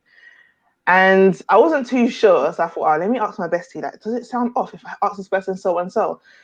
Just for maybe a different perspective. And she was like, yeah, Dee, you should ask. Why don't you ask? And I was like, oh, but what if they respond like, oh, why is she asking me and this and that? And, what if they come at me a bit like I'm not too sure if I should ask? And then she goes, Dee, that's a reflection of what's in your heart. Because at the end of the day, the person, you don't know what the person will think. You are thinking these things, and then you're putting it on the person, and it's blocking you from progress or blocking you from answering the question. So if you did ask the question, you'd either get your answer or you wouldn't. But at the end of the day, the worst comes to worst, the person will probably ignore you or not respond or not give you an answer. Do you understand? But for you to say that, you know, you're not going to message this person because you feel that they may react a type of way, exposes your heart. And I sat back, I was like, yeah, is she right? Or am I right? I just didn't know. So I had to really stop and really think, okay, why do I want to ask? You know, because I'm a pretty confident person, you know, and I'm really friendly as well. Like I can speak to anyone, like we've known each other for years. Do you know what I mean? So why did I have such a block asking this person? Is it because I myself would react the way I'm thinking? Or is it because, you know, so yeah, I think it's really, social media really brings you to really evaluate yourself, your own character, you know. So when she put it that way, I really had to think like, D, are you the problem? Or, so yeah. I've got more comments coming in again. So we had here, it's so true, Alethea. These TikTok videos got me wanting to cook a whole 4-course meal in 15 seconds. Yeah. Yes, D, I've had to unfollow so many times while I get right. Legit. And then we had here Adele saying she had to unfollow me too. That was me. The algorithms were not supporting the current life. Listen, trying to mess up a sister when she's in her process. I was in my process and trying to mess me up. We're not doing that. We're not doing that. Wow, the great life example. This also happens off social media. That's true. It is so true. It is so true. I've got another question which relates to, it's not so much social media related, but it's something that I think it's happening in Christian circles, and I feel like it would be a good one to discuss. Talking about the whole private life or personal life and who decides and whatnot. So this is a statement which was actually said to me, and I just would love to hear your thoughts and your views on it. And so this is what was said. It was that you are not a transparent minister or a transparent leader if you don't share your personal milestones. So if you don't tell people you got married, you don't tell people you're having a baby / you just had a baby, you don't tell people that something grand has happened to you and people follow your journey. So this is off the back of the fact that when I got married, me and my husband, Arnold, if you guys have seen my other video on YouTube, we had a very low-key, small wedding. We didn't tell people we were getting married on the internet. Offline, you people, you knew. And then on the internet, it was just like Nash just turned up married after she was offline for ages. Me, I'd had no problems with it because me, I was living my life and I was trying to sort out my own personal life offline. But then I got told this by another person who's like an online person, that because I didn't share that I got married, I wasn't being transparent as a leader in our generation. This comment really set me back and made me think, have I misunderstood the gospel? So I would love for us to talk about this, because for me, that for me was a dangerous statement. That was like, if this was said to another believer, a babe, someone who's growing in their faith, growing in their desire to share the word online, there's this added thing that's not coming from Jesus, but it's coming from our church ways sometimes, where we're now putting an extra condition or an extra expectation that, oh, Nash, because you do YouTube, you better come and tell us when baby number 2's coming, because otherwise you're not being transparent. So that's why I want to discuss this with us in terms of, what are your thoughts on that? And biblically speaking, how would you answer this point? So not just you disagree, which you probably all of you do, but why do you disagree biblically speaking? I would say it's honestly discernment as far as what you decide to share online. Just because, I'm a minister or a leader, it doesn't mean that I have to share, oh, my wife is pregnant. Oh, she's about to give birth. Oh, we're going to the hospital. Like, no. Like, again, it goes back to knowing why you are sharing. Is it to edify somebody, or is it just to show to tell? Do you understand? So I'll probably find a scripture in a minute. But me personally, if I could answer this question plain and simple, I think there's a time and a place. It's not everywhere. Like right now, this platform, I'm not going to come and share my testimony about so and so because I won't be transparent if I don't I don't know how to explain it. Do you understand what I'm trying to say? It's like whatever you go through in life, even if you're a minister or leader, there's always a time and a place. If, for example, you had a difficult birth, right? God forbid, but if that situation happened and there's another sister who's going through a certain situation, then it may come up. But why should it be online? Because somebody wants to know what happened when you had a baby, or it's really nobody's business, one. And two, I think it's time, place, context, and last but not least, it's really discernment. So yeah, I'll find the scripture. Yeah, definitely. I agree with Dee. Dee actually, she read my mind. The Spirit was one, because I was thinking of Ecclesiastes 3 when it says that there's a time for this, a time for that, a time for everything. It may not be time for you to share certain aspects pertaining to your life. Doesn't mean you're not transparent. Some things are just not meant to be shared. I don't know if you guys, Paul Kirk Franklin. Every family has issues, and there was an altercation going on between him and his son, and it ends up on social media, and now people came out to just really, oh my gosh, they crucified him, like Paul Kirk. Like, people came out and just, it was really, really horrible. And the comments that were even coming from Christians was just making me so sick. I'm sorry. It was just horrible. And now he had to come out there and say, oh, we've had problems with our son for years. We've had a family therapist. This is that. He didn't have to share that. He didn't have to. It doesn't mean he wasn't being transparent. Like, it doesn't mean that he wasn't being transparent, but he didn't have to come and share that aspect of his life. Maybe he can come and share an aspect of another aspect of his life, but it doesn't mean that he's not transparent. So I think I agree with Dee. It's times and seasons, what you share, who you share it with. The fact that, and the thing is, Nash actually has a video about her journey to marriage. I watched it some weeks ago, and it encouraged me so much. But there was a time to share that. Maybe at the time she was getting married, or even before that, it wasn't the time to say, oh guys, I'm on this journey, this is it, blah blah blah. But when the fruit was ripe, when that plantain was ready, you know what I mean?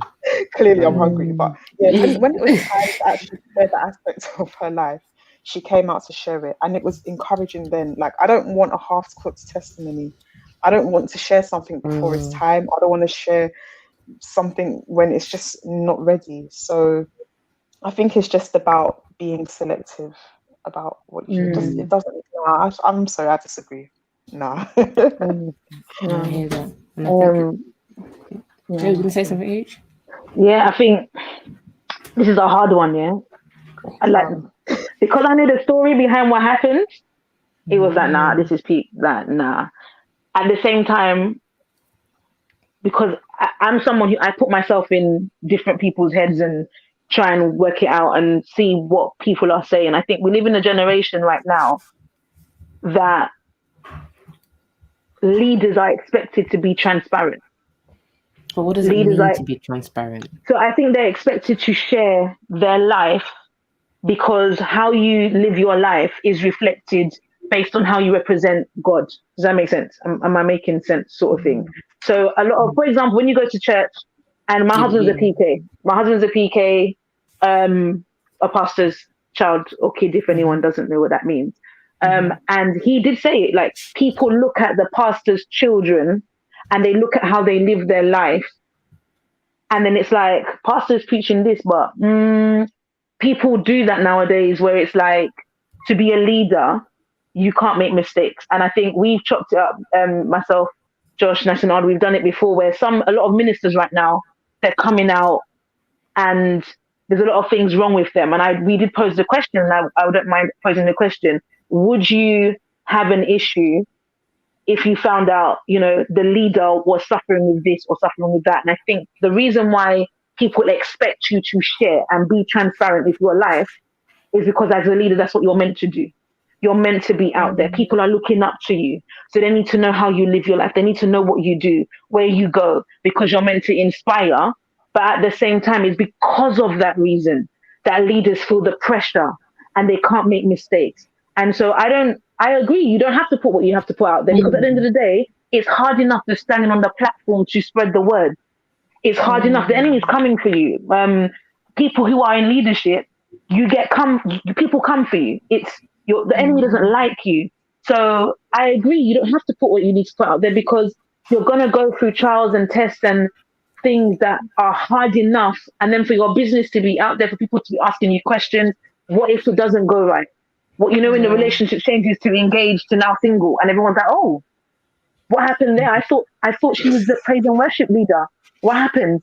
And that can happen. It's like, should we leave worship then? What if she got relationship issues? Or did you see pastor's child? I saw him down the road and he was doing things. And it's hard because that man, and I've had to grow with that, because before I used to be like, like, and I think we're living in a generation now where everyone wants to know your business, because they want to feel validated themselves if they make mistakes. And if leader can make mistakes, then it's okay, it exempts me. But what you're not understanding is the leaders have to go through things that are 10 times harder. And because of that, they need to keep a little bit more private. Because back in the day, everyone was just there in the front, getting arrows and bullets. And my husband can testify to that. He understood what that life was like, to just be out there. And me as his wife, and he's a leader himself now, we're leaders. So sometimes I do feel the pressure where I'm just like, listen, girls, you better behave yourself, because people do look at you, and it's like, I do sometimes feel like, if my children are not behaving, then automatically it's, does she run a tight ship? And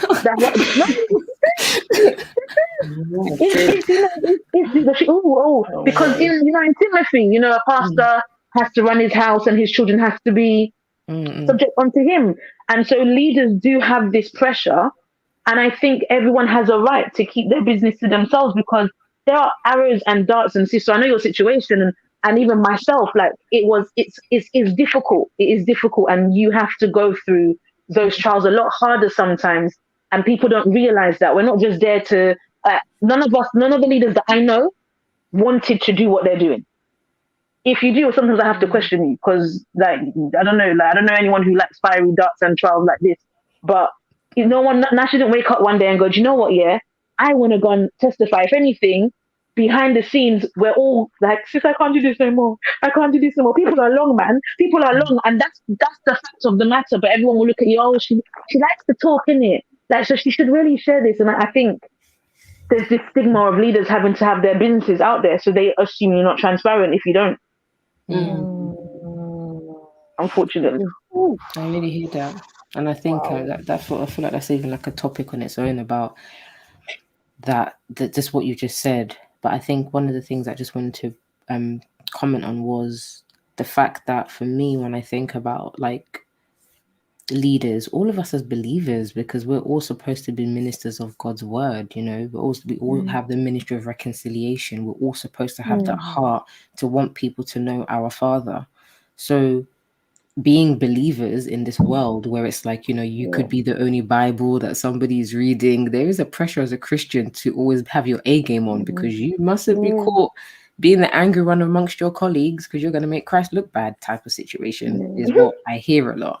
But I think that I've learned that whoever you are as a believer, especially if you're a leader or whatever, you do need to have places where you can be completely transparent, flaws and all, errors and all, but that doesn't have to be online. That just needs to be some group of people offline that you are accountable to, this famous word that we have, that they know your ins and outs in a sense, so they can pull you up. Because sometimes these people on the internet, like, I just think sometimes there's too much pressure where people say again. It's entertainment. Yeah, because sometimes it's kind of like, oh, so she's a pastor and she drinks coffee in the morning kind of vibes. Or, so that's what she eats. Oh, I like to order that too. So we're both in the spirit. No, it's just not that deep, and stuff. So sometimes it is this kind of groupie mentality that I think Christians or believers can have, where they really like look up to the man or woman of God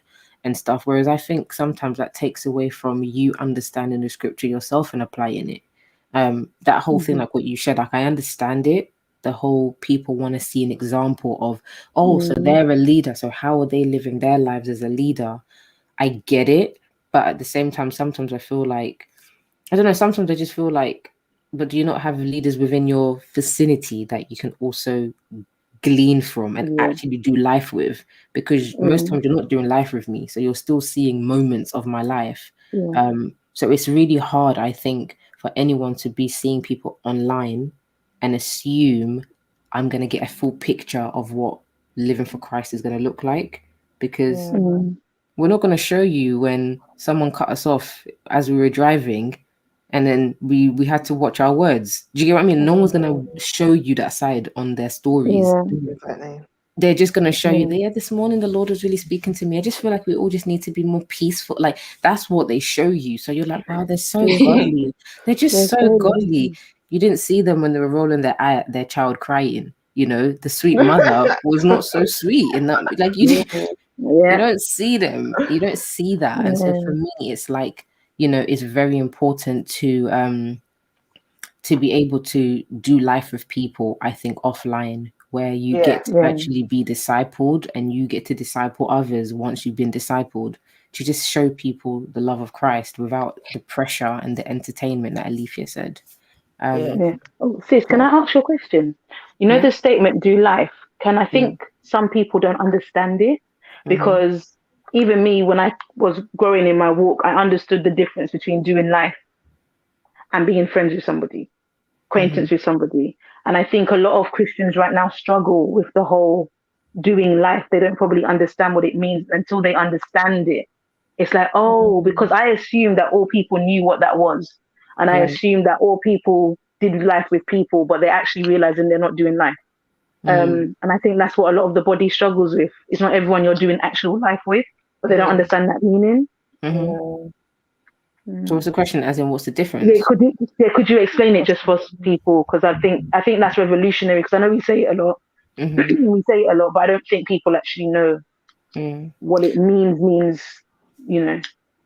I think anybody can chip in as well. But for me, the doing life is the understanding that you actually have a deeper relationship with people that you do life with. So somebody at church, oh, sister so-and-so at choir, or your youth leader or whoever, they're your sister in Christ. So they might come to you with an issue, you pray together, and then you even check on them every week. Oh, how is that issue going? Yeah, you're right. Do you need any more prayer? It's very like, I'm just being kind. I'm being an arm, a leg of Christ to extend to you. That's a beautiful thing, that we're supposed to be loving, you know, ready to help one another. But then to do life with somebody is a lot more close-knit, and it's a lot more, I'm in your business, like your messy stuff. I don't just see Sunday's best. I don't just see at Wednesday midweek fellowship where you always just look on point and you just tell me a little, oh yeah, the children are really messy this week. No. During life is like, I know that, like, I know more to the point. It doesn't mean I have to talk to you every day, but I know where you're at in your life. I know that this season you're dealing with depression. And because you're dealing with depression, sometimes you're up, sometimes you're down.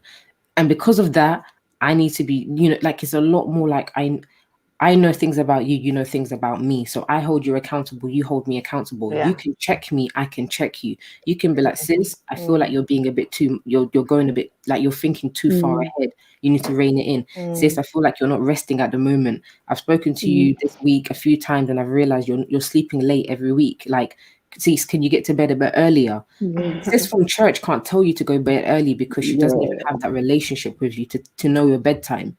Do you get what I mean? Whereas I feel like when you're doing life with people, they're people that you allow into your space. They can speak into your life and you can speak into their life. So it's that sort of relationship, and those relationships are hard. Those relationships are time consuming because you actually need to get to know someone's temperament, someone's personality, someone's love language, why they don't. Like, I've got one sis where she absolutely tells us all the time she's rubbish at messages. Have her face to face, she is, yes, banter, all of that. She's just bad at text messaging. So you ask her, like, sis, how are you? Good, thanks. You? I'm like, what's that? That's terrible. But she don't mean anything by it. She's just not her thing. But because I do life with her, I don't take offense to that. But if I didn't do life with her, and I'm all here asking, "Oh, how you doing, sis?" and she tells me, "Good, thanks," I'm thinking that's a bit short. What does she mean by that? That's when this. But when you do life with someone, you know, yeah, if she's giving me good thanks, she's busy. I'll call her later or I'll text her later. So yeah, it's that whole kind of really understanding the person you're doing life with. So it takes a bit of time. But I'm gonna read to the messages before we start to wrap it up. Adele said, "Let's define leader though. Are we all not leaders in our own right based on being different parts of the body? Question: Those that bring the accusation, are they being transparent in their own camps?" That second part we don't know. We hope so, but we really don't know. And as for are we not all leaders in our own rights in terms of being different parts? What do you guys think? I think we're more talking about church, as in a pastor or a youth leader, or someone that has kind of like a title within church, and then we would refer to them as the leader, as a leader. Yes, we're all leaders, I think, in our own rights, but I think in this context we're more referring to leaders. Would you agree, ladies, that we're talking about leaders in church and that has certain positions? So that would be my answer to that. But I think also now with the rise of obviously social media and a lot of our accounts now that are there to encourage, people are very quick to put the label of leader on you if your follow account is above 50. And you're consistent with your posts, and people comment under your post. You get engagement, then that equals leader, because people are now looking at you, and you're now very visible, and people can see you, and people are sharing the content, all of that stuff. So I think the nature of what I suppose we see, and I don't know what the answer is to this, but what I see is that the nature of what a leader has expanded, has changed from the very traditional setting that we once knew it to be. And so you get people who are now like Instagram pastors and preachers and all of these things. And yes, everybody's a leader in their own right. And I don't know. I think it's really messy. And it's very big topic again, like you said, Nash, on its own.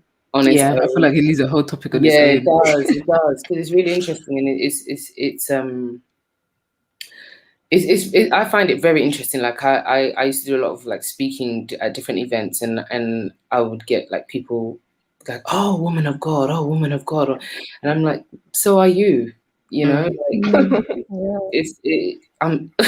For me, I'm no one special, like in that regard. I don't see myself that way.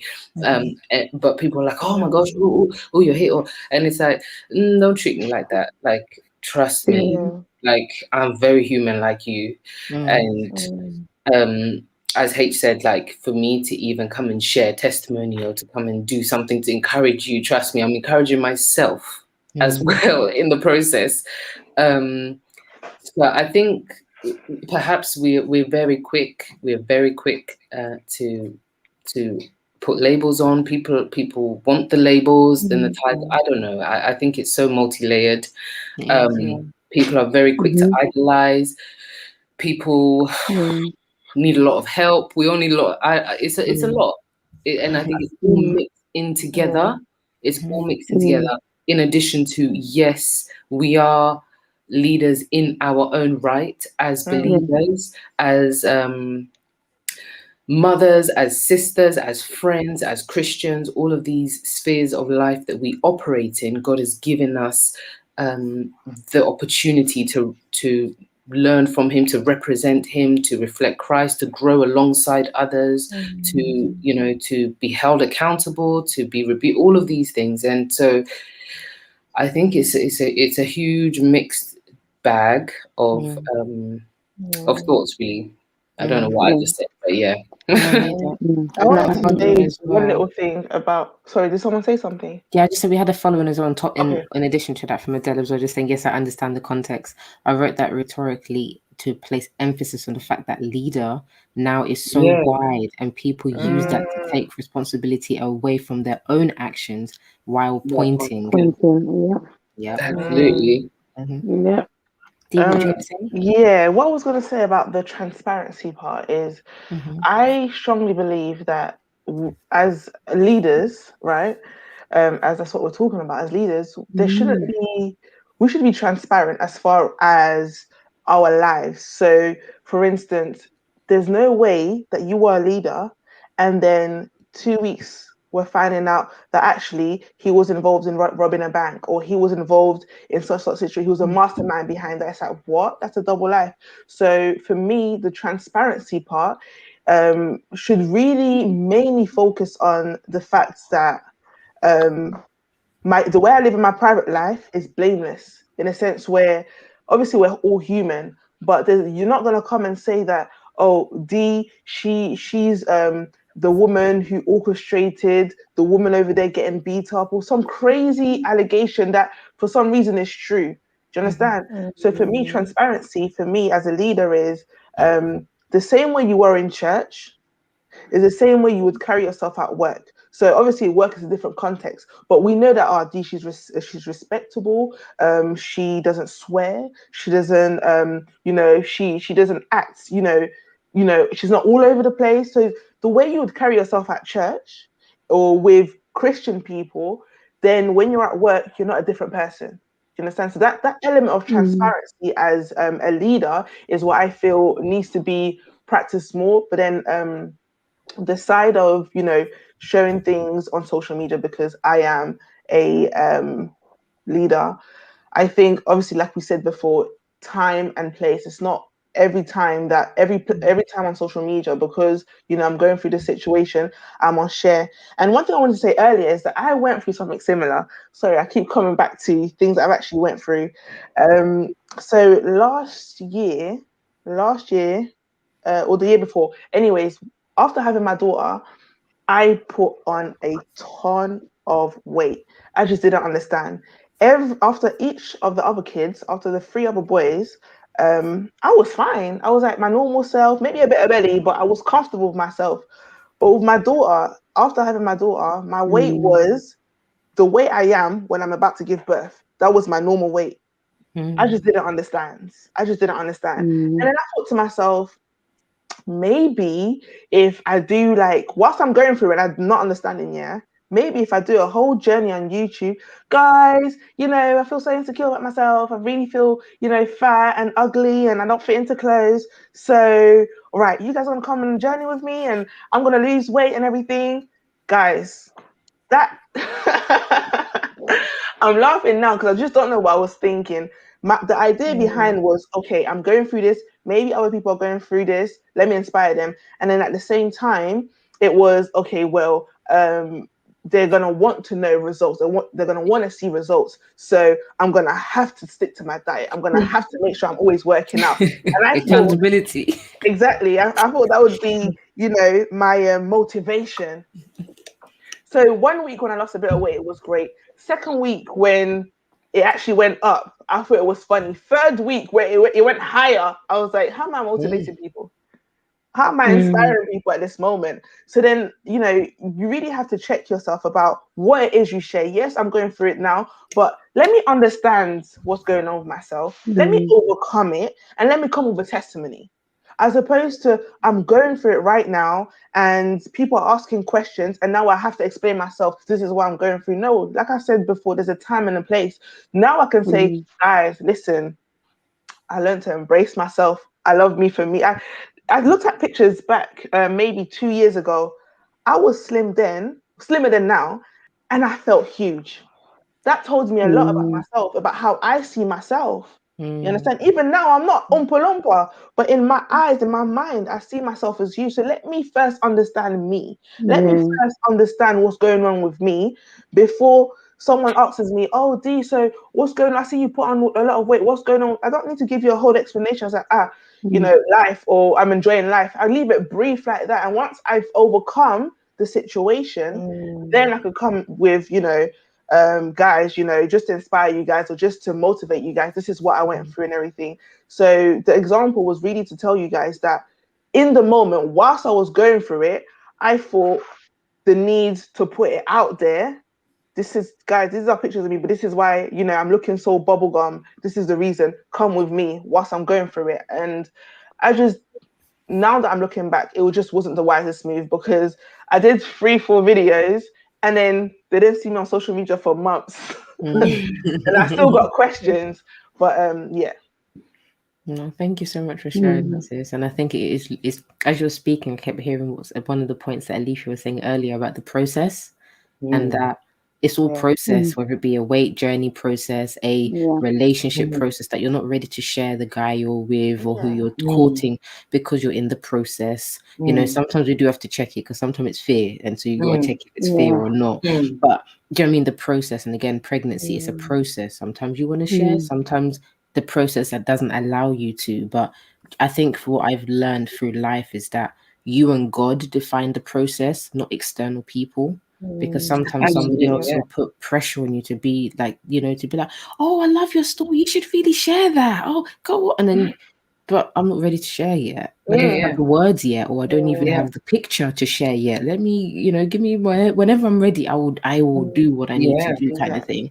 So processes. You're going through life yourself.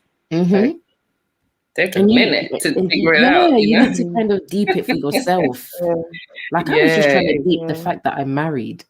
And I'm married with the circumstances that I went through. I wasn't even thinking about social media. So to then be asked, when are you posting?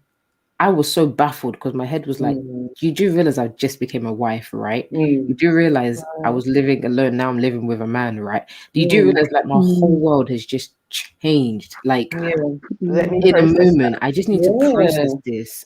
I need to sit in it for a moment before I can even drum up words to say, oh, by the way, I'm married, kind of thing. And just to know that everyone's person, that's supposed, like some mums, they're just deep in the fact that I just gave birth. I'm not even ready to do birth announcement yet because I pushed a human out of me, or I had surgery. I'm just trying to understand what happened before I can talk about it.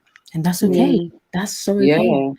Yeah, and I think that goes back to the question about the difference between transparency and honesty. And the first thing that comes to my mind is integrity. That's the difference, because when you are an honest person, it means you are integral. You are the same person, as Dee said, to people in public and in private. That's it. And that's the difference. That's honesty. You know, I'm honest as an individual.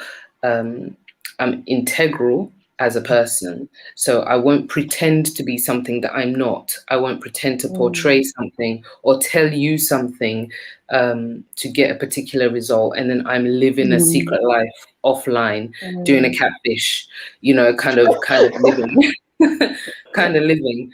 And transparency is literally linked to timing, you know, timing of when things need to be revealed, basically. Thank you. No, spot on. Spot on. Love it. I'm going to read out the comments and then we're going to wrap it up. So we had here from Adele from earlier. She said the verse that she mentioned, it was that he made everything beautiful in its time. Also, he put eternity in their hearts, except that no one can find out the work that God does from the beginning to the end. He does make everything beautiful in its time. And then we had and to aspire to live quietly and to mind your own affairs and to work with your hands as we instructed. Yes, that verse from earlier, that one is, I'm sticking to that verse. People on social media easily get confused with entitlement versus transparency. That is very true. Very, very true. I'm just like, you're not entitled to that. That's another topic. That's another topic. Listen.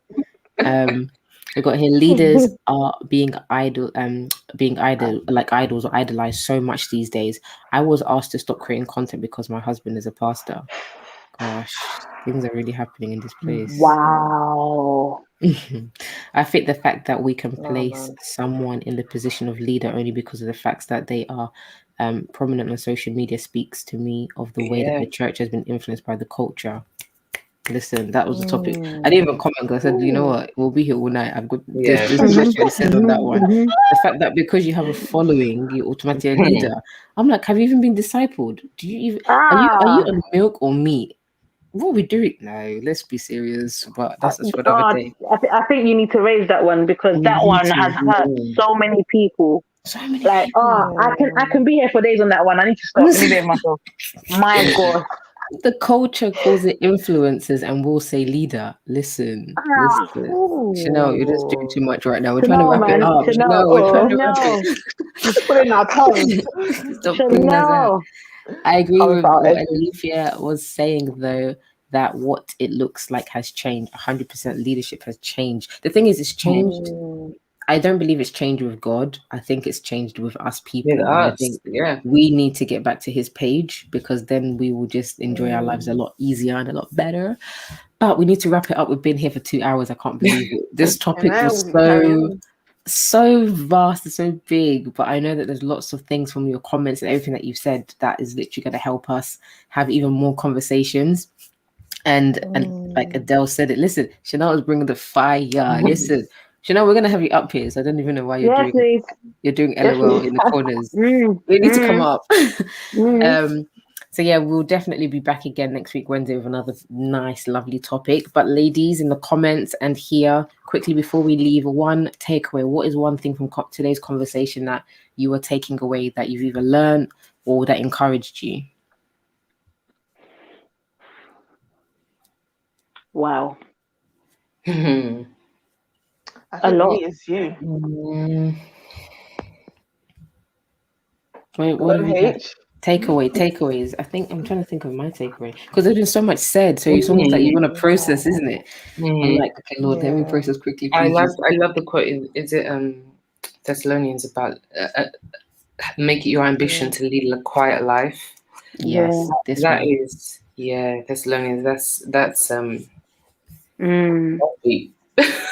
Mind your own business and work with your hands, and I think that is something that is definitely for me reflection and meditating on, because it's like finding the balance and the rhythm of enjoying, appreciating others, consuming something else, and still being able to mind your own business. Finding that rhythm to do that. Yeah. Especially when sometimes I think, I don't want to get into another conversation, but we're trying to stop.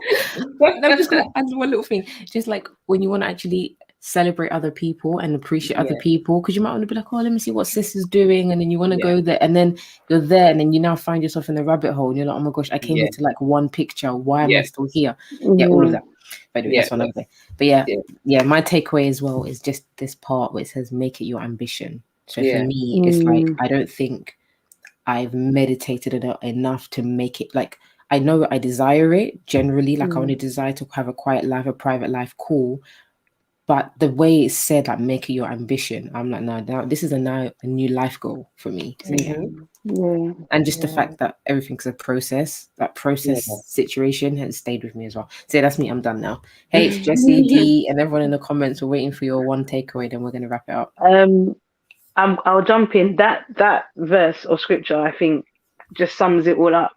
And it's really funny because this morning I was reading the Beatitudes because it came up, and I was reading, blessed are you who are poor, for yours is the kingdom of God. Blessed are you who are hungry. And you know how Jesus lists a whole bunch of things that we need to be, and then it comes to the woes.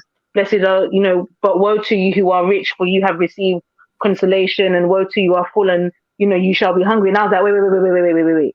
When you read some bits and you don't read the second bit, and I think what I'm taking away from this is, our ambition to lead a quiet life links very much with being meek, being humble, being wanting, seeking after God and not the world. And I think social media, if you're not tamed in the spirit, if you are not seeking after God, the enemy will use it to take off anyone, whether you're the most read and best scholar to the person who's fresh, who's a babe, to someone who's not saved. And that for me, I'm taking away, you know what, in everything that you do, do it with intention, but do it with the knowledge of why you're doing what you're doing, and do it in wisdom, and really check your heart. So this scripture linked with what I was meditating on this morning. My prayer was, Lord, listen, I want to be meek, I want to be humble. And, you know, my husband keeps saying to me, rejoice in, you know, the trials and tribulations. And I always used to be like, but why? Why can't I just live? And why can't I just have fun? And it's not that we can't, and it's not that we can't have joy. It is just make sure that you want for nothing. Godly contentment is a great gain. And if social media is causing you to be discontent, then you need to reevaluate your whole life and always seek. 100%. And that's why he wants us to live that quiet life, because he wants us to internally be working on ourselves and, you know, working ourselves to show ourselves approved, not working on sister and watching brother over here, and then, you know, being caught up in so much things where we're not looking at the oil that we need to have. You know, the virgins, we need to have our own oil, and it can sometimes just take us away from that. So to sum it up, that's what I'm looking at, that leading a quiet life, it is key. Thanks, girl. Wow. Yeah. Lems, How about you, Jess? For me, the things that I'm taking away is that self-examination. Just testing my motives for posting. I don't know when I'm going to post on my personal, maybe my first wedding anniversary, who knows? But yeah, just testing my motives for posting things, even on my business page, testing my motives, and also just testing my heart when I see other people post. So yeah, that's my takeaway. How about you, Dee? Mine, it has to be you, Nash, you know. Like going back to the beginning when, you know, you were saying the stories and you and H were talking about the situation you went through because you didn't want to share certain things. For me is know what you want and be sure about it and live that moment. So the fact that, you know, you're having certain events that you know you don't want to invite certain people, you know you don't want it to be shared on social media, and you make that clear. Like, it's honestly, even for me, like sometimes, like my bestie tells me, D, like, you need to stop trying to always please others or thinking about how they would feel all the time. What do you want? And how do you want it? And then find words to explain to them, look, I didn't invite you because of this, or this is not happening because of this. You understand? Like, I don't like to offend people. So at the end, I end up being the victim. I end up so upset and frustrated. But I prefer, I mean, and that's how I've been for a long time. And I thank God that, you know, my eyes are now open. But I would prefer to carry the awkwardness, the frustration, the embarrassment, and the anger for myself for you to be happy. These times I'm offended. Do you know what I mean? I'm offended. So going back to you, so for me, what I'm taking from this is I love and absolutely love the fact that you just put your stamp on it.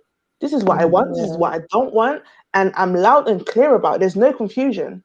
Me, I went through the roller coaster of I don't want to offend you, so and in my heart I'm like, and I'll go back to my bestie, dear, like I don't really want this and I don't like this. And so yeah, that for me, my take is you know, be bold, be straight, be confident, be clear about your intentions and what you want and you don't want. And at the same time, because you express the issue of misunderstanding and people being offended, then also with love, because God has given us a spirit of love, with love, speak to people who could potentially be offended and say, you know, don't be upset because of this, because of that, and you know it's really not towards you, so please don't take offense. You know you're my girl, you know I love you, but you know. So yeah, that's my take. We love it. We love it. Adele quoted you here. Know what you want, be sure about it, then live that moment. Complete 100%. shutdown. We've got here from Chanel. Her takeaway is a scripture, the one that we've all been talking about in Thessalonians, which is a good one for us to go to. And then adds a takeaway, which we'll wrap up with here, is be authentically you. Check your heart and motives. Ask yourself, is it of benefit or solely for your own gain? Does it give life or admonish? But in all, make it your ambition to lead a quiet life. And that's it. We're all asking Jesus that you would help us to make it our ambition to lead a quiet life. In Jesus' name. Thank you so much, ladies. It's been awesome having you here. Thank you for everyone who's watching. We're going to end the broadcast now, but catch you next Wednesday at 8:30, same time, another conversation.